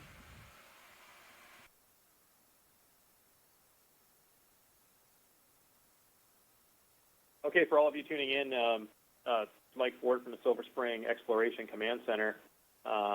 We have just completed our third transect in the Midwater off of Puerto Rico. We're moving from 500 meters now up to 300 meters. This location in the water column should be just on top of a deep scattering layer that was detected with our ship's sonar. So this will be the last transect of the day. We've had a great time with transects at 900, 700, and 500 with lots of midwater animals, a lot of fishes, a lot of gelatinous animals of all different types. Some pyrosomes, which we did not see last week in this region, so that's always an interesting result. I'm being joined, I'm connected by telepresence to the NOAA ship Okeanos Explorer, and I'm being joined by a few colleagues from around the world. It's always fantastic. The way that we do the exploration by telepresence is an ability to connect with many people to look at the same video. Dougal Lindsay calling in and connecting from the Japan Agency for Marine Earth Science and Technology in Japan. We have Tracy Sutton from Nova Southeastern University in Florida, and Don Kobayashi from the Pacific Islands Fisheries Science Center in Honolulu. So thanks, everyone, for continuing to be connected. And as always, our co-science leads, Stacy and Steve, are on the Okeanos Explorer monitoring our explorations here today. So we'll hang out for a while and watch the water column go by as we reposition the vehicle. Actually, we have the ability to make a bunch of observations as we see animals go by during this transit. So thanks a lot for joining.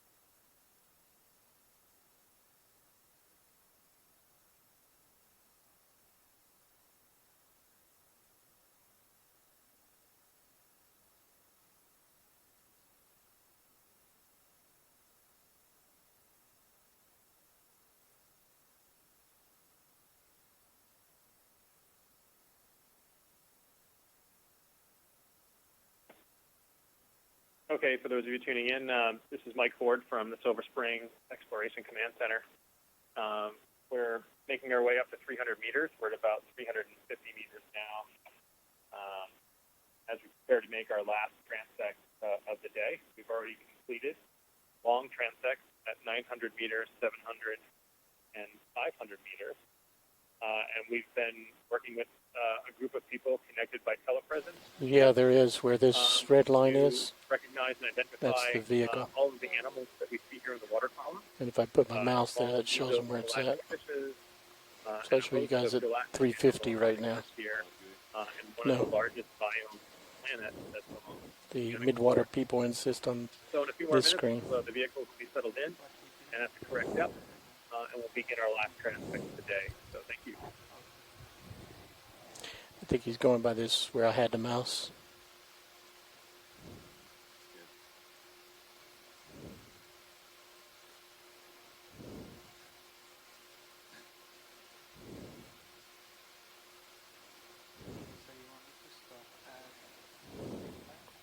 That is correct.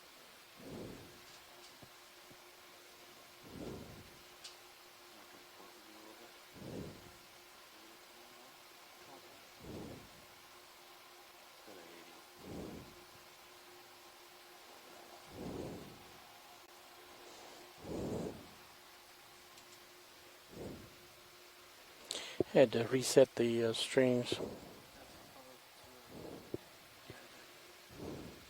right, for those of you tuning in and looking at some of our video feeds, over on feed 3, we're displaying some of the data from our ship sonar. Our ship sonar is being used to characterize some of the particles in the water column, some of the material in the water column, and an orange line that's kind of going diagonally across the top graph is our two vehicles. And over to the right, you can see our vehicles. That orange line is just on the top of a thick blue line, which represents a layer of deep scattering material that oceanographers call deep scattering layer. So our last transect will be just above this deep scattering layer. We'll see some animals even closer to the surface. As we've explored from 900 meters up to our depth here near 300, we're getting closer and closer to the surface and having more and more interaction with some of the surface marine animals that we know about. So if you want to take a look at that sonar feed while we're doing our exploration, please feel free. And on the second feed is the view from our camera sled Sirius, and then of course the first feed is Discover. So we'll be getting settled in and taking a look at some of these animals in a few minutes.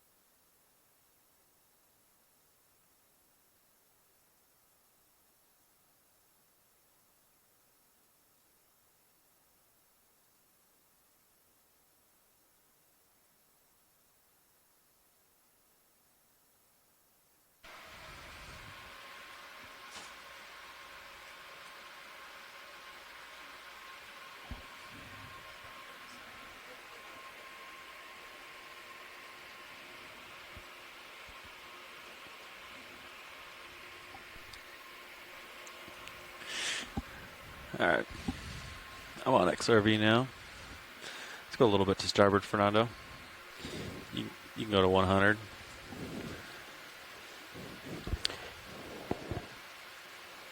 Just want to confirm you guys are hearing us on the conference call. I can hear you clearly. This is Mike Ford from the ECC. All right, Mike, we just made a change to the audio here that we would get you on a separate line. We can not be talking over you as we're recording. Thank you.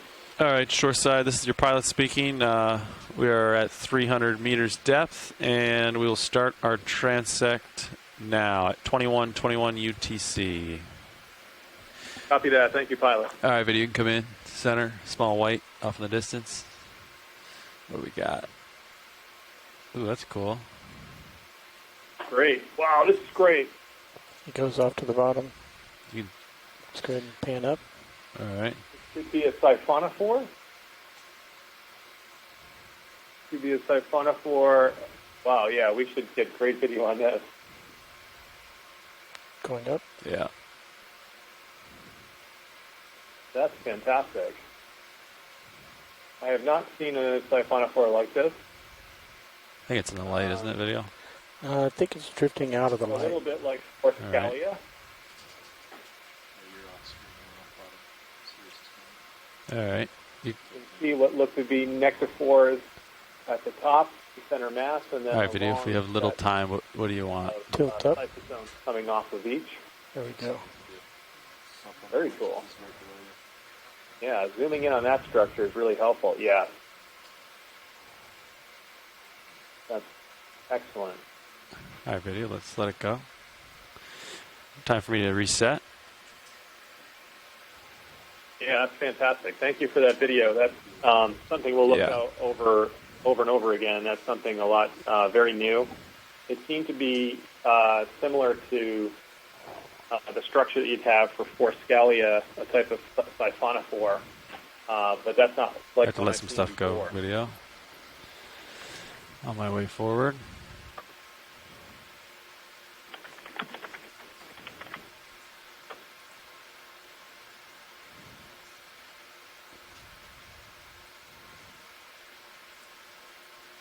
Like the Okeanos off to the side. Oh, I was really behind you, wasn't I?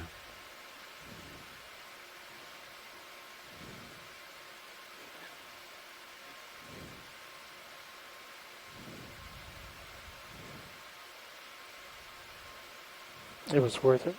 Copy.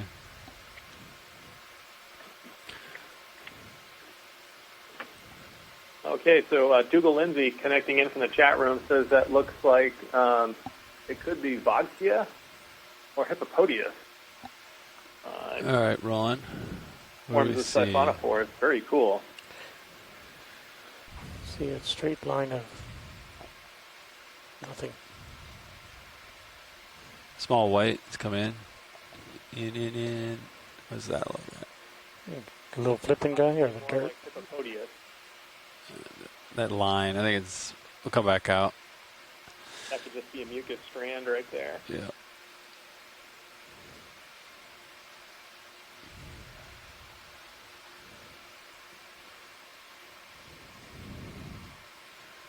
Are we full wide?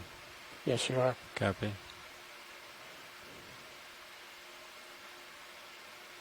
How about this white line over here? Oh. Yep. Either one. The one straight ahead. Yeah.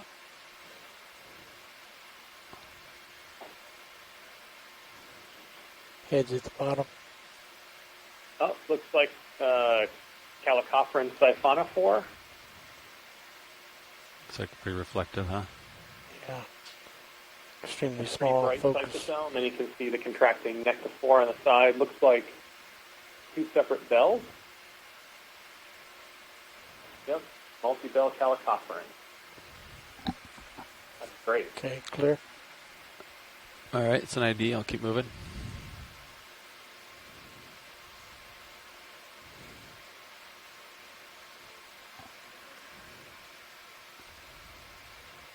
Bottom center. You could snap it if you'd like. I think it's a string. Yeah, we'll let it go. If I push out, then I'll have more time for the next subject. Yeah. Could be a dead siphonophore or a part of a siphonophore sinking there. It didn't seem to be complete.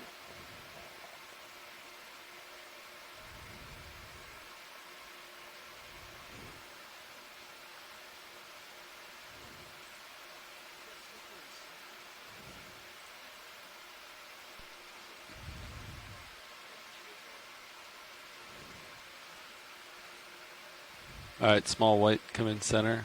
I don't think it's anything. Never mind.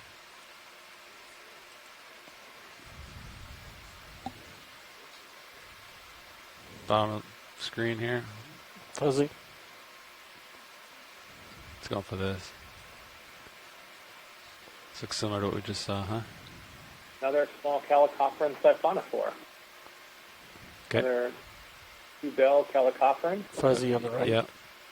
Go for it. Same one as we did before. Yeah, it's Right got the there. anchors going down. Let's go for the main head. Open. What's that? Another Hippopodius. Yeah, great zooms on the top there would be great.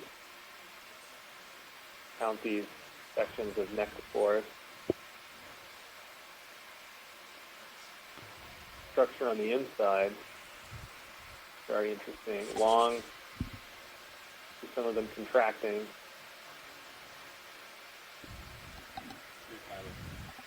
That's neat. So many organisms in the midwater position themselves, and we can see Less how is more, I guess. spread huh? out these All right. tentacles. So long Top center. and delicate, but they set up the large feeding net. You want it, don't you roll it? They can Yeah. really efficiently capture the prey that they need. That's great. I think we caught that again. And another siphonophore. Now, if we can zoom in on the bright white part, that's an interesting part to help us get the exact identification, because this one seems to be really in Zoom out. view. Oh, okay. All right, we're gonna let it go. I'm Yeah, we're behind. kind of looking down as much as we can. So yeah, thanks for that. Yep. Sometimes we catch the organisms at an odd angle. All right, let's get you back to Yeah, 45. and that looks like that Fernando. particular Calicophron with the 2 bells is rosacea. We saw those last week, one of those. And so one of those simple 2-bell Calicophron siphonophores. Right here, it looks like another one, faintly in the top center. Let's go small white squishy center. A lot of siphonophores. Never mind. So far. Yeah.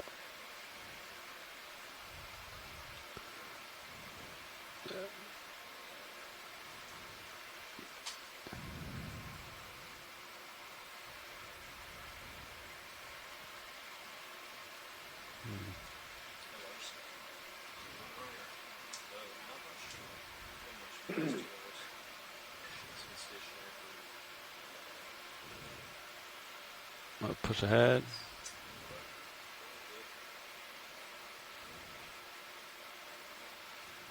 Looks good jelly on the right. Let him go.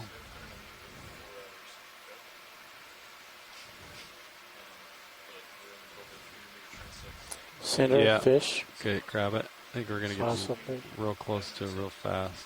Yep. Upper right. It's going out. Huh. They seem very translucent to me. It was out of light. Oh, okay. It's in the shadow corner.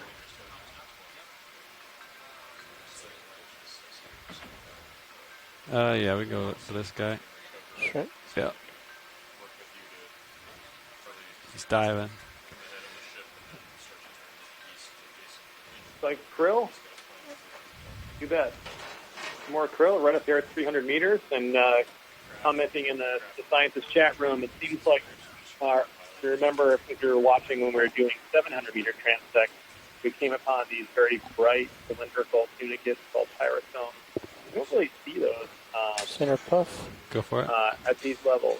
We haven't seen many at all at 500, and certainly not yet.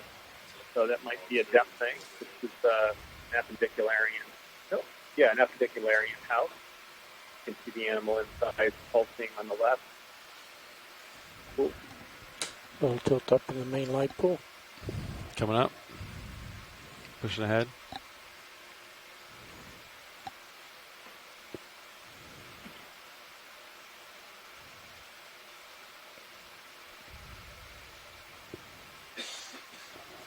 That last Calicophron siphonophore looks like it was dead Smokies.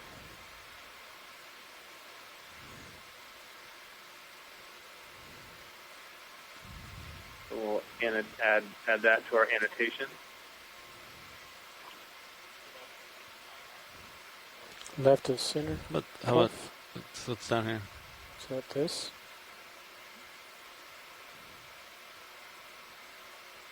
And another one.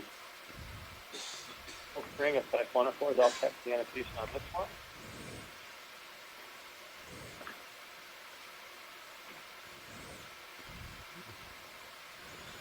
What do you see rolling? Thing going off the bottom. Can't be seen. Be tilt up a little brighter light. All right. I'm going to hand off to Jeff here.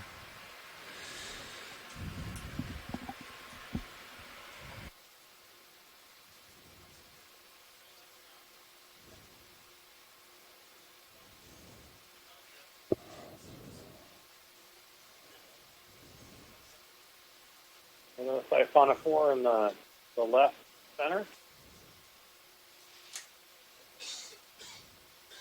Nope, that was just marine snow. Sorry about that.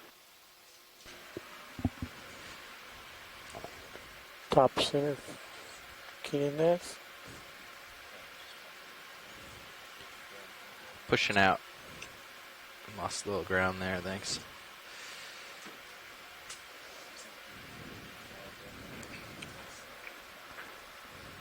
Yeah. Feel free to follow me around. Just let me know what you're doing. I'm just going to try to push out and get in a good spot to start off here at least.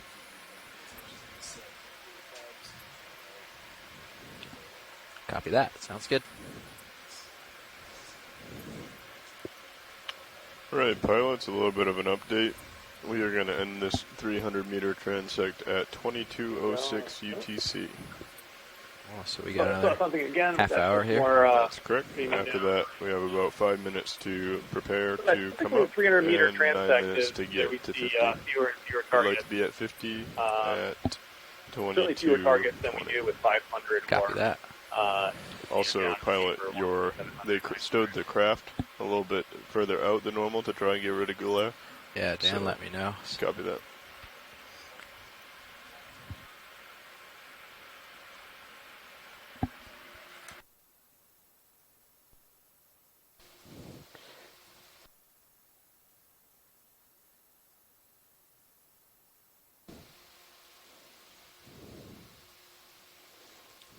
Not seeing anything.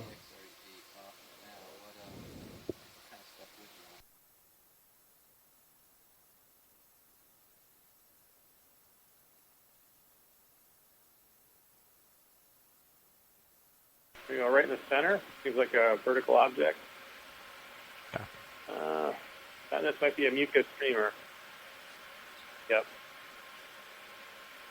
Sorry about that. Looking too hard. Up to the top right, we caught another Calicophron. Yeah, why don't we take the ship back a notch? Upper right. Swirl. Sitting steady. Where are we facing? Shrimp in the center. And the krill.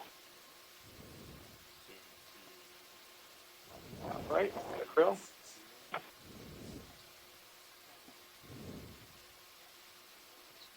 Fish at the top.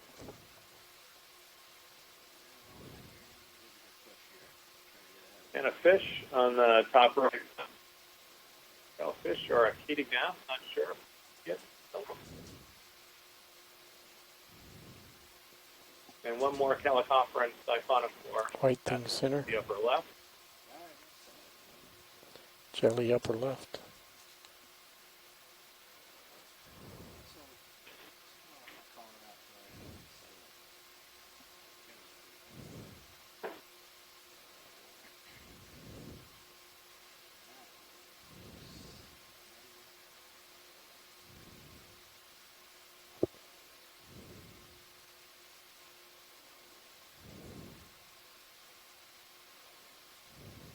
one more California siphonophore in the upper right.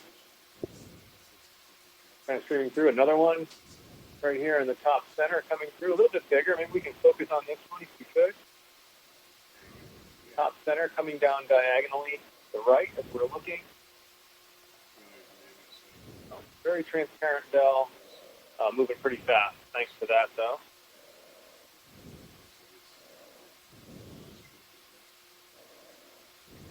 A lot of siphonophores here. Just left of center, there's a circle. Maybe a jelly. Larvation house.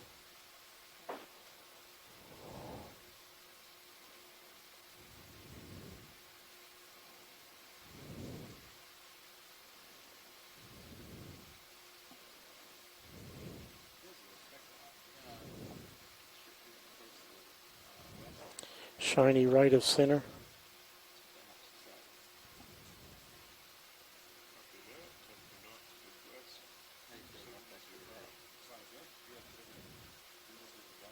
Shiny flicking right. Bottom right.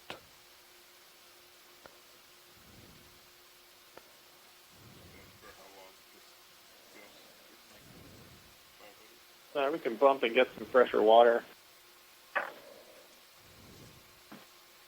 Clear.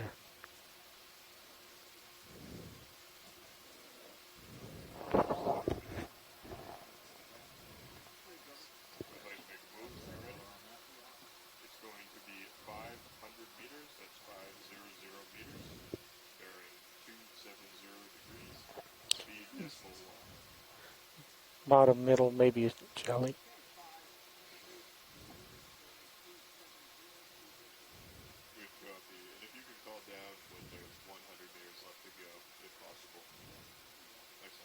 Actinophore. This looks like Elasticalis.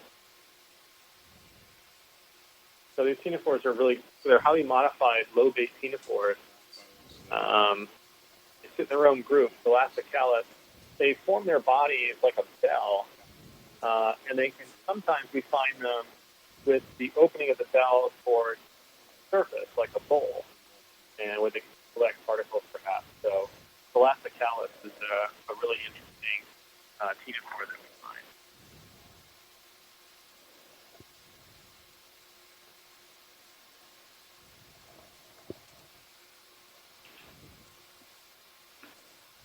Great. For those of you joining us, my name is Mike Ford. I'm an oceanographer with Just NOAA's right of National center, Marine there's a Fisheries straight Service. line. And talking to you from the Silver Horizontal. Spring Exploration Command Center Up. and at NOAA headquarters. And I'm connected by telepresence to our NOAA ship Okeanos Explorer. And with a bunch of colleagues from around the world, we're looking at video, in this case, with a teleconference siphonophore through the cameras of our Deep Discoverer ROV. Really small midwater animal related to jellyfish with a stinging cell. Clear. And you can see the two bells pulsing along. Very, very neat. We've at this particular depth level at 300 meters. This is the last of our transects for the afternoon, and we've been seeing a lot of siphonophores at this particular layer. In other layers, we've seen lots of mesopelagic fishes. We've seen very interesting cylindrical tunicates called pyrosomes. So we're having a great time in the midwater documenting what this part of the ocean, which is almost completely unexplored, but influential for both the surface and the bottom of the ocean. Right, the lower center, is that a passing piece of marine snow? Looks like it, sorry about that. The Keating skipping by, barely can see it.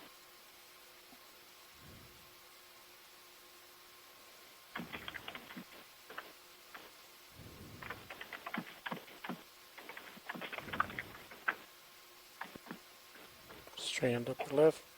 Never mind, it's mucus.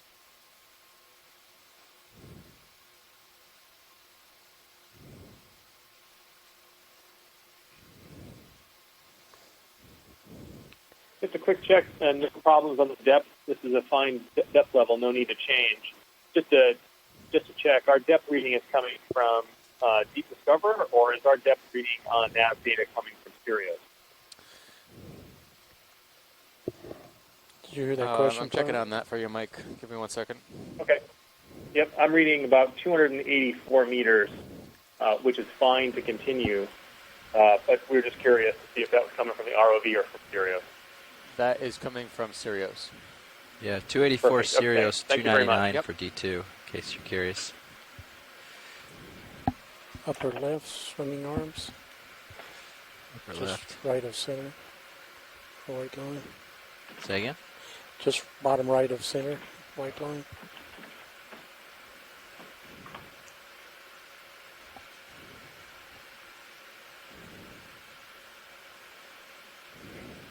Ah, a little Siphonex siphonophore. This looks like a galma.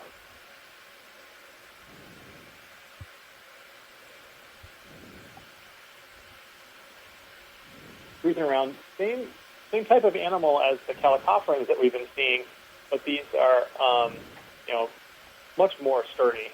And you can see they're split almost in half. On the left side are the swimming bells.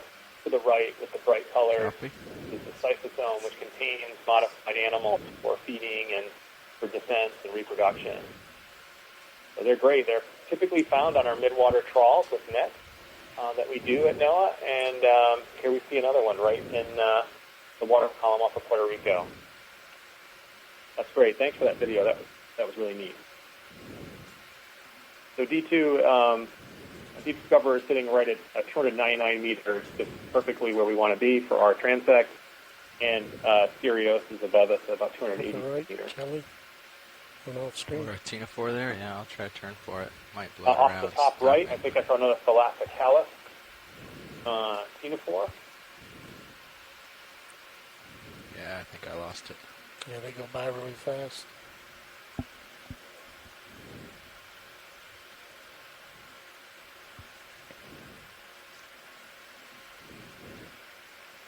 Oh, that might have been a Hippopodius. I think I saw some trailing tentacles there.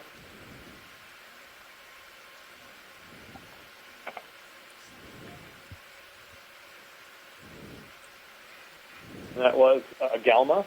Mucus strain in the middle. Okeanii.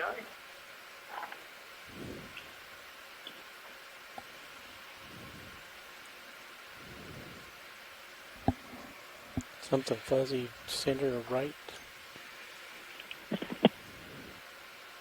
Lower.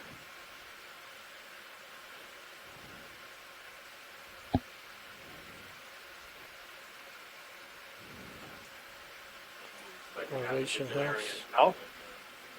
Good eye there. It's a little better. I could increase to 2 and see it if Sure, it's if I too can see slow. an animal in there. Yeah, why don't we try that and see what happens? I can see it swimming there.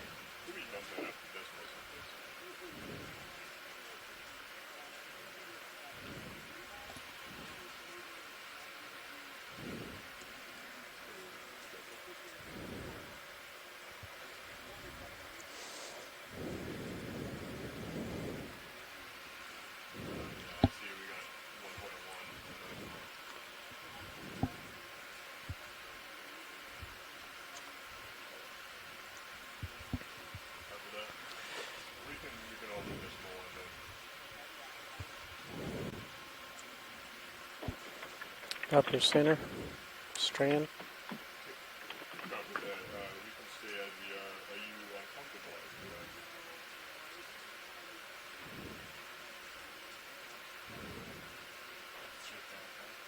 That's just a mucus strand. Well, I thought it looked like a siphonophore. That's just a mucus strand on its way down to the seafloor.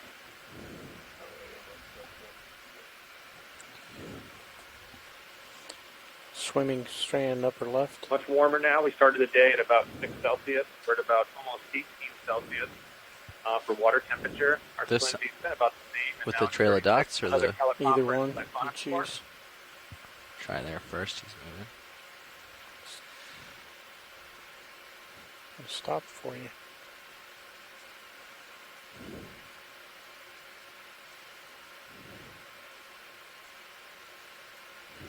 see those structures, the bright colored structures as well as small structures inside the pulsing bell. Help us out figuring out what Yeah, he's just coming out of the light pool. I'm and trying in to the top back off. left, it looks like a heating mass, a white colored heating mass. Okay. Very still, gliding through the midwater. Copy. That's kind of cool. Thanks, See video. through it. I gotta give another shove. Yep, that's a heating mass. Alright. Give me a second video. I'm gonna give a good push. Gonna see what gain looks like. Just washes everything out.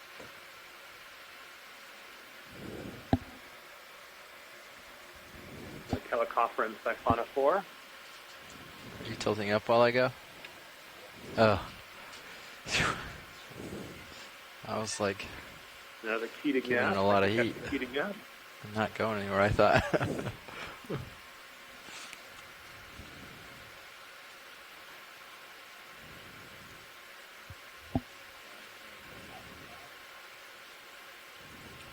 Copy that.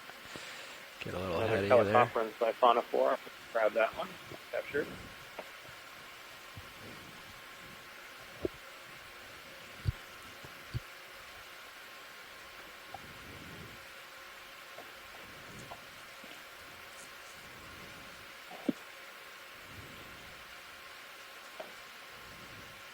Alright. Settling in. Slow progress through.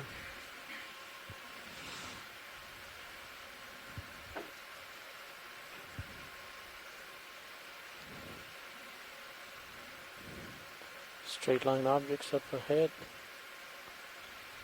Upper left. Upper left, you said? Yep. It's going to go invisible. It just did. But not that one. That was a Oh. strand.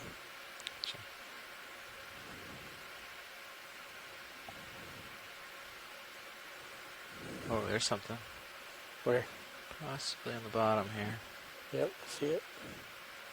Come on in. Got any light for it? Yeah. Doesn't look like much. I eased off to try to get it. Ah, yep, that's a Siphonophore there. Glad they can make something Yep, out of catching this. it with its until fully extended and relaxed. I'm not sure what type of Siphonophore. This could be a I would say that's a Helicopter Siphonophore. I didn't see Try to stay in your screen there, co-pilot. pieces that I expected, so we'll call that a Helicopter Siphonophore. Tilting up. Well, maybe So try zooming a through, little continuing higher a than 300 the meter transect in light the pole midwater we off have of been. Puerto Rico. Okay. Just to see if we see more. We have a target here in the That's center. good. Looks like just a collapsed appendicular. That's 30 degrees There's positive. something in the Now lower making center. its way down to the seafloor. Bottom center Yeah. looks like to be a fish. Sea gas, or even a small Siphonophore again. Another Siphonophore. You see the bright color of the cyclosome and a little pulsing at the top as we're looking at it. Moving along. Very Okay. small, very delicate, something we just could not be caught in our net. Now we're able to get a good visual of what's going on here with our ROV camera. Thank you. So Helicopter and Siphonophore there. Okay, there's positive 15. Let's see how we like this. Seems like just above, barely above center, there's a marine snow and a larvation house. And you can strand on the bottom, and the top is an appendicularian house. That's good.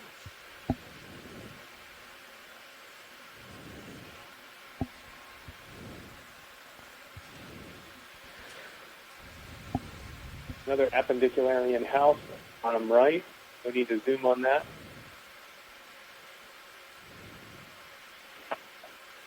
Something upper right. Yeah, I That's see right. it. Come around for it. Bottom right is the 4 amp. This could be something in Passagerina. Right here. Very faint, but we're getting a good look. Coming through. Thanks. Thanks. It's not going into the light. That's cool. Is that pretty high?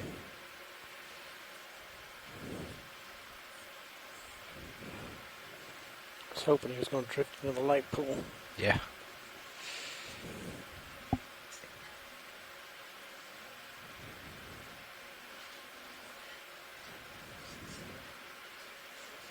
Copy 6-0, coming around.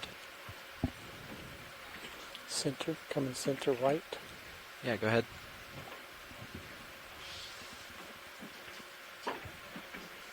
Mucus bag.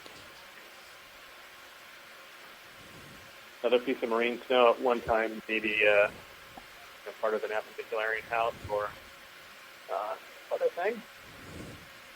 Back Good, in we're the moving, current. getting some fresh water.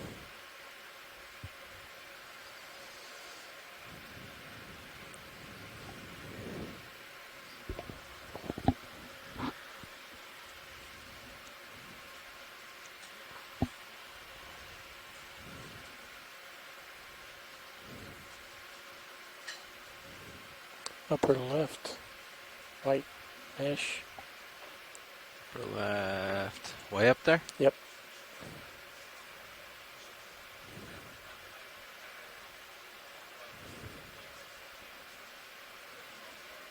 Yep, just an aggregate of marine snow again. Snow.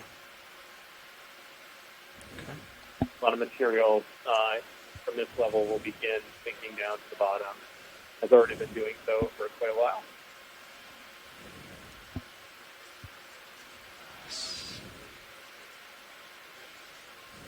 Oops, stirred that guy up a little, coming around back to center.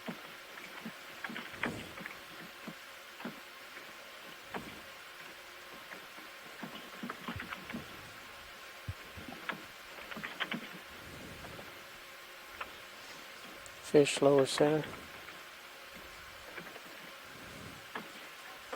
I thought it was Okay, fish. center right. Looks like, yep, another collapsed appendicularian.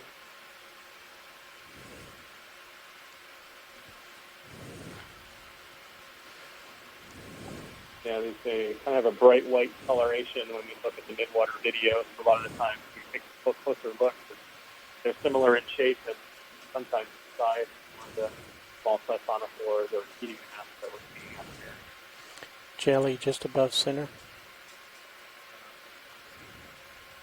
Another appendicularian house in the top center.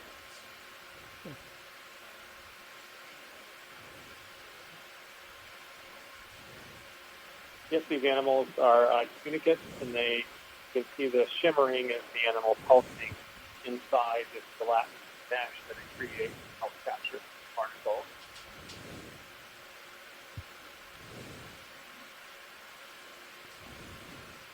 Much of the particles that we're looking at are marine snow particles that are falling down, and others are small crustacean zooplankton. Other things in the water column.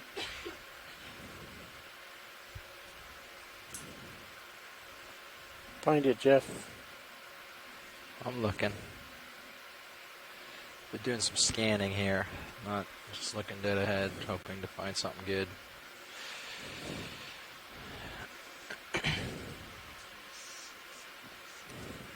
Yeah, copy that. Thanks. Strand on the right.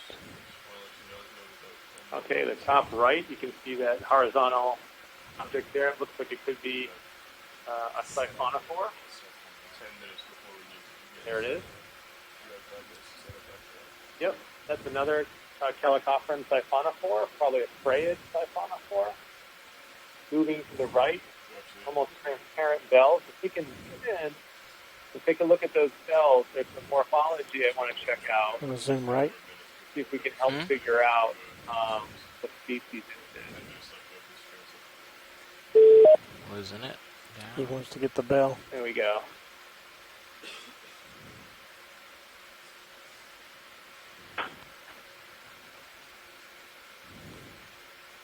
definitely 2 bells there.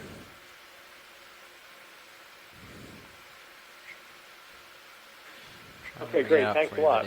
Not sure. I'll take a look at that. That might be Desmophes. A species of Desmophes. I'm almost spun around backwards now. Siphonophore. Just been looking at the morphology of the bell. Copy.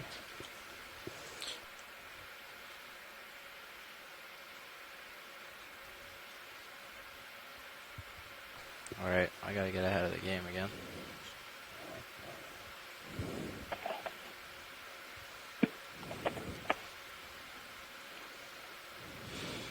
Center left, just rain snow, sorry.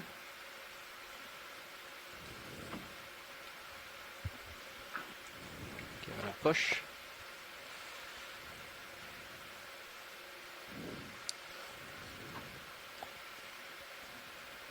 Yeah, my guess is that might be Desmophes, Siphonophore. That I'll go with for now, and the annotation, you can take a look at that again on replay.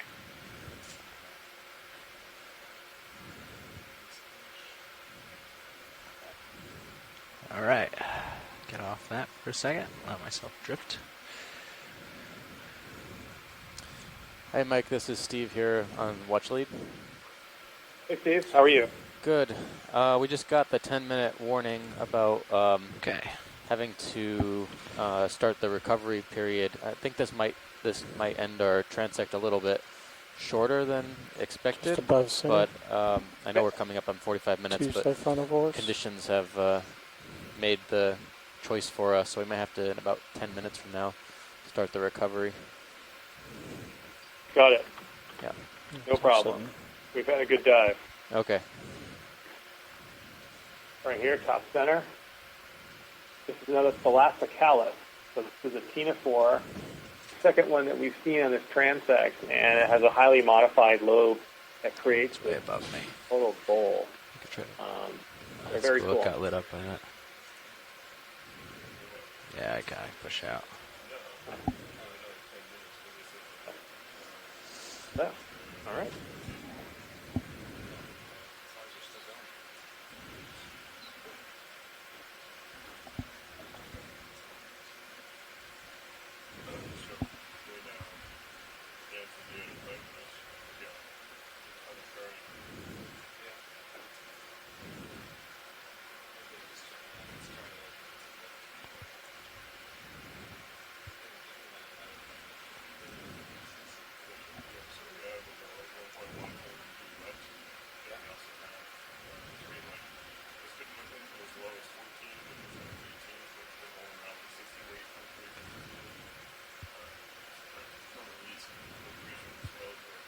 Yes, it's been a pretty good dive. We've made about 175 different annotations left coming to center. throughout these transects, which is very good.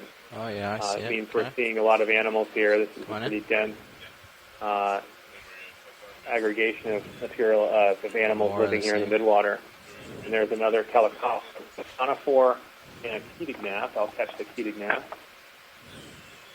A log. Next video.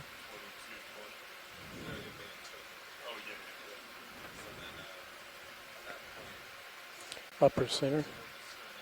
I think it was just some snow. Yeah, sorry. I Finishing did up our see last that. few minutes of a 300-meter transect. This is the fourth transect that we've completed today off of Mona Island. And we have another krill. Darting around. Their characteristic what's this swimming vertical style. line here? Vertical. Coming center. On the center right, looks like a vertical white. It is. A lot of siphonophores. Another Calicophorus siphonophore.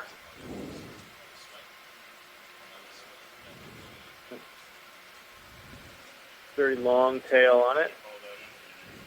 Clear. Pulsing away as it goes through the midwater here and working in the water column. it'll stop at certain places and extend its scintilla. Up with the train And a little bit. with stinging cells attached to those, it'll be able to 5 minutes capture left, so a lot of the small Another prey push. in the It's midwater. this right here. Same thing. And another one in the top right. That's another. More of the same. Yep. Another Calicophorus siphonophore. All I right. think these are in the genus Desmophes. We'll have to take a detailed look. We need a real close look at the morphology and those pulsing bells to understand the specific one. But we think it's Desmophes. Think you can bring one in the center lights? Say again? Think you can bring one in the center? To the bottom right, if you take a look at that, that might just be marine snow. I think it is. Okay, never mind. Bottom That was right. just thinking, I think it's thinking Oh, I see. It's appendicularity down there. now. Yeah, no need to make a big effort. Yeah. Got any more? Yep, sorry about that. I thought it was a different shape, but that's just a piece of marine snow thinking out.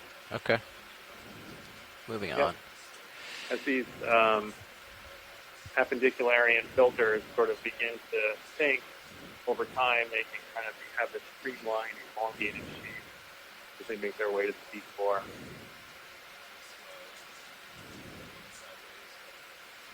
All right, let's see. Back up to... Straight ahead, jelly is shaped. see it. Okay. Trying to slow down a little bit. On center right, looks like another Thalassocalyx. Ctenophore right there. We'll see what happens if we kick on the extra lights. Yeah, I'll call that Yeah, you can- Thalassocalyx. I think it's a little high for it. You could try it, see if it does in there. anything. And then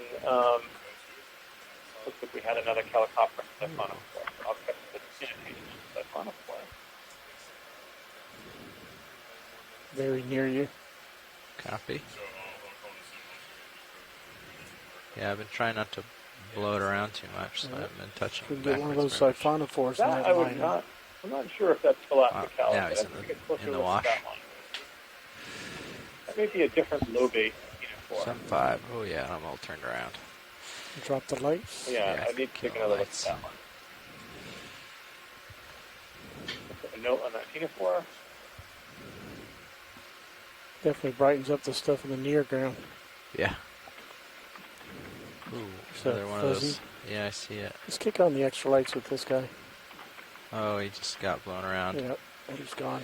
I was off the stick, but some old prop wash that was going before I saw him was still. Upper Last three left. observations. That's super close, I think. Here at 300 meters. That's a We're working just above the deep scattering layer. feasible thing. 2 minutes, yeah, just keep me in the view at this point. I don't want to spend too Documenting much the time animals playing that catch live up. in the just 'cause midwater of the ocean, off of get some last shots. Lone Island here in Puerto Rico. Okay, copy. We'll be going with the high beams for these last 2 minutes. In this We'll get transect, we've had a stuff up close. consistent Okay. set of observations of siphonophores. Whatever you guys think is good. Different types of siphonophores, ctenophores, and other things. Yeah. We haven't seen some of the animals we saw deeper. No more pyrosome level. So I haven't seen a mesopelagic fish in a while. So it's just showing the different layering that we have in the midwater document. Well, we've made Oh, there's that thing a they're couple looking of for. hundred observations Just in our lost practice up to software. the right. Probably be another one coming. Siphonophore. Yeah, I see it. Yep. Come out of depth for this. On the left is a Coming up. sinking mucus strand. Green snow coming out. Which one? Lower right? One more Calicophorus Yeah, you siphonophore. feel free to. Center right. I think that's mucus. Okay. Let's see, by a set 217. He's gone. Do we have both? No. Multi-arm up ahead. Up. Go ahead. Almost to the center. Looks like, great, a Narcomedusa. This is great. Give it a little Looks more. like still I'll missive. bring it into view. The Narcomedusa, if we could zoom in, can we see inside of its stomach? They have Copy. transparent stomachs inside the medusa. Copy. Easing off. Trying to bring it in view. Full wide. Copy. 296 coming down. Possible that Solmissus has just Copy. consumed Pushing in. a siphonophore. You can zoom in and see some bright material in its stomach.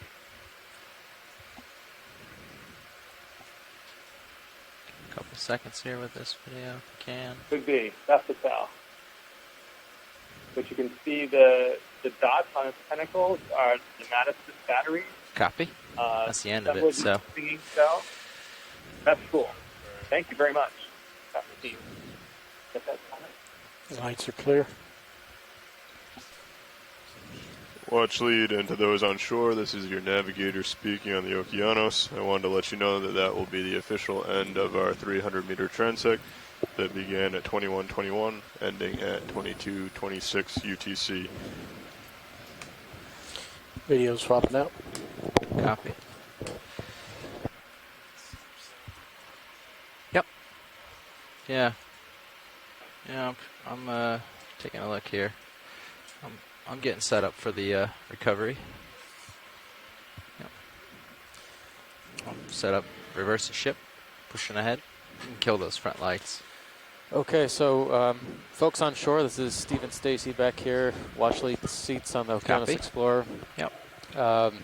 Thanks to Mike for annotating us and leading us through this midwater safari. We're going to have our post-dive call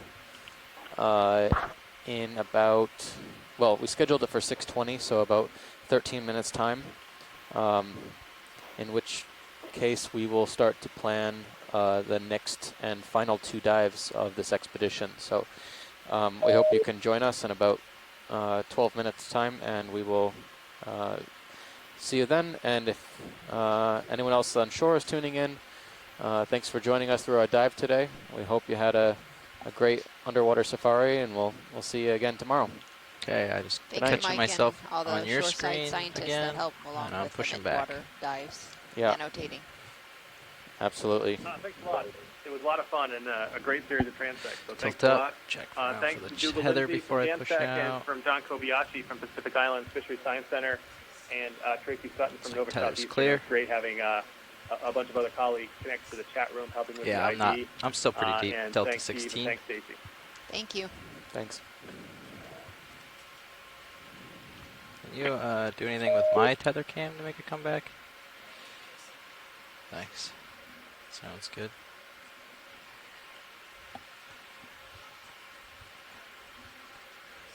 All right, there you are. Tether's behind me. Pushing out.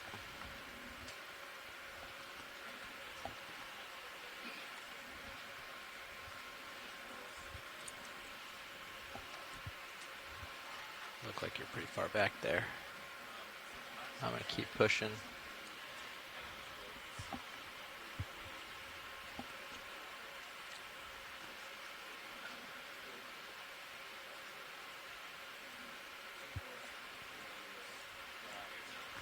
Yeah, I just want to get in a tow config and get on our way up first. And then I can fix the craft. Okay.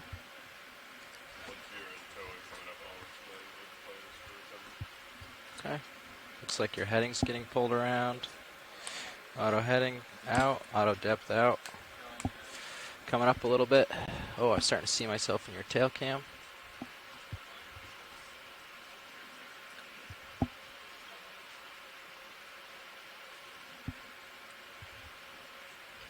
There you go.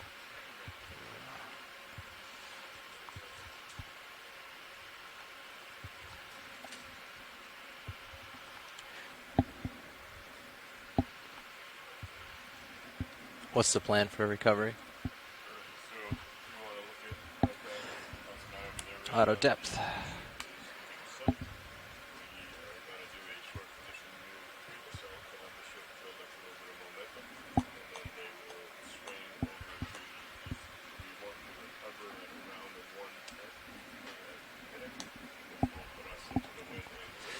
Okay.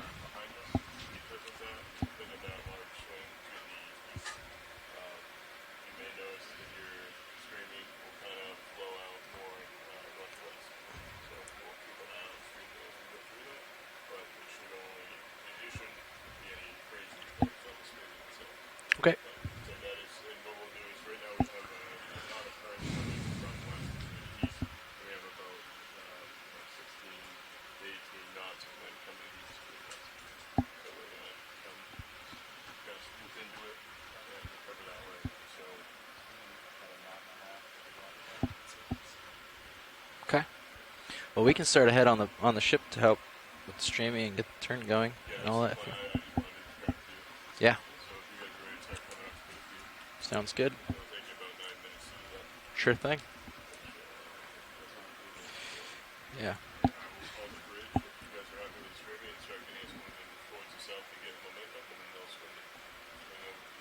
Yeah, sounds good. And they'll probably need to stop. They're sidling. That's totally fine. They're going to have to end that move. We're going to end up streaming sort of this way, but you're going to turn like this, right? So that's just going to help us. Sounds good? All right.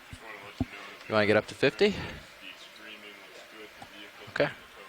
Sounds good. Clearing my Z-bias. Bringing it back. Coming out of auto depth. And lefty loosey. Up I come.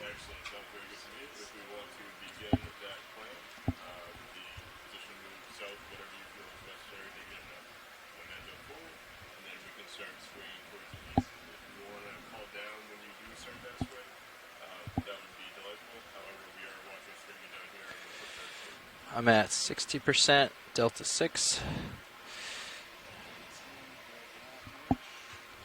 Okay.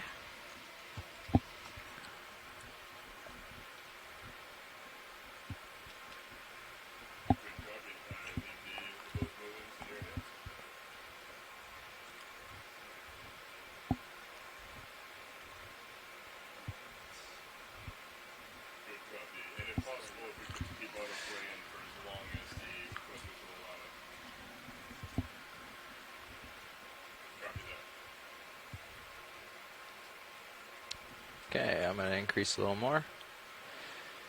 Delta's still climbing.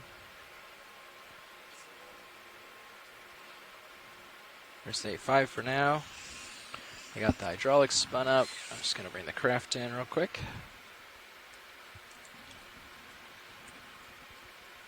Coming inboard. Make sure, ooh, the button. Make sure. There it goes. It actually, like, I looked down, the button was green for a while, and then I, like, looked at the screen to move, and it was no longer indexed out. It's disconcerting.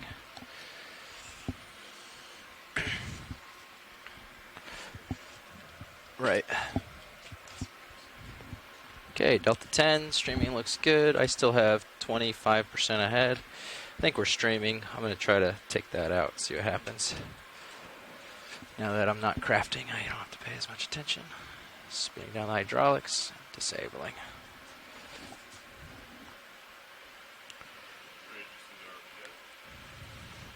Streaming looks good.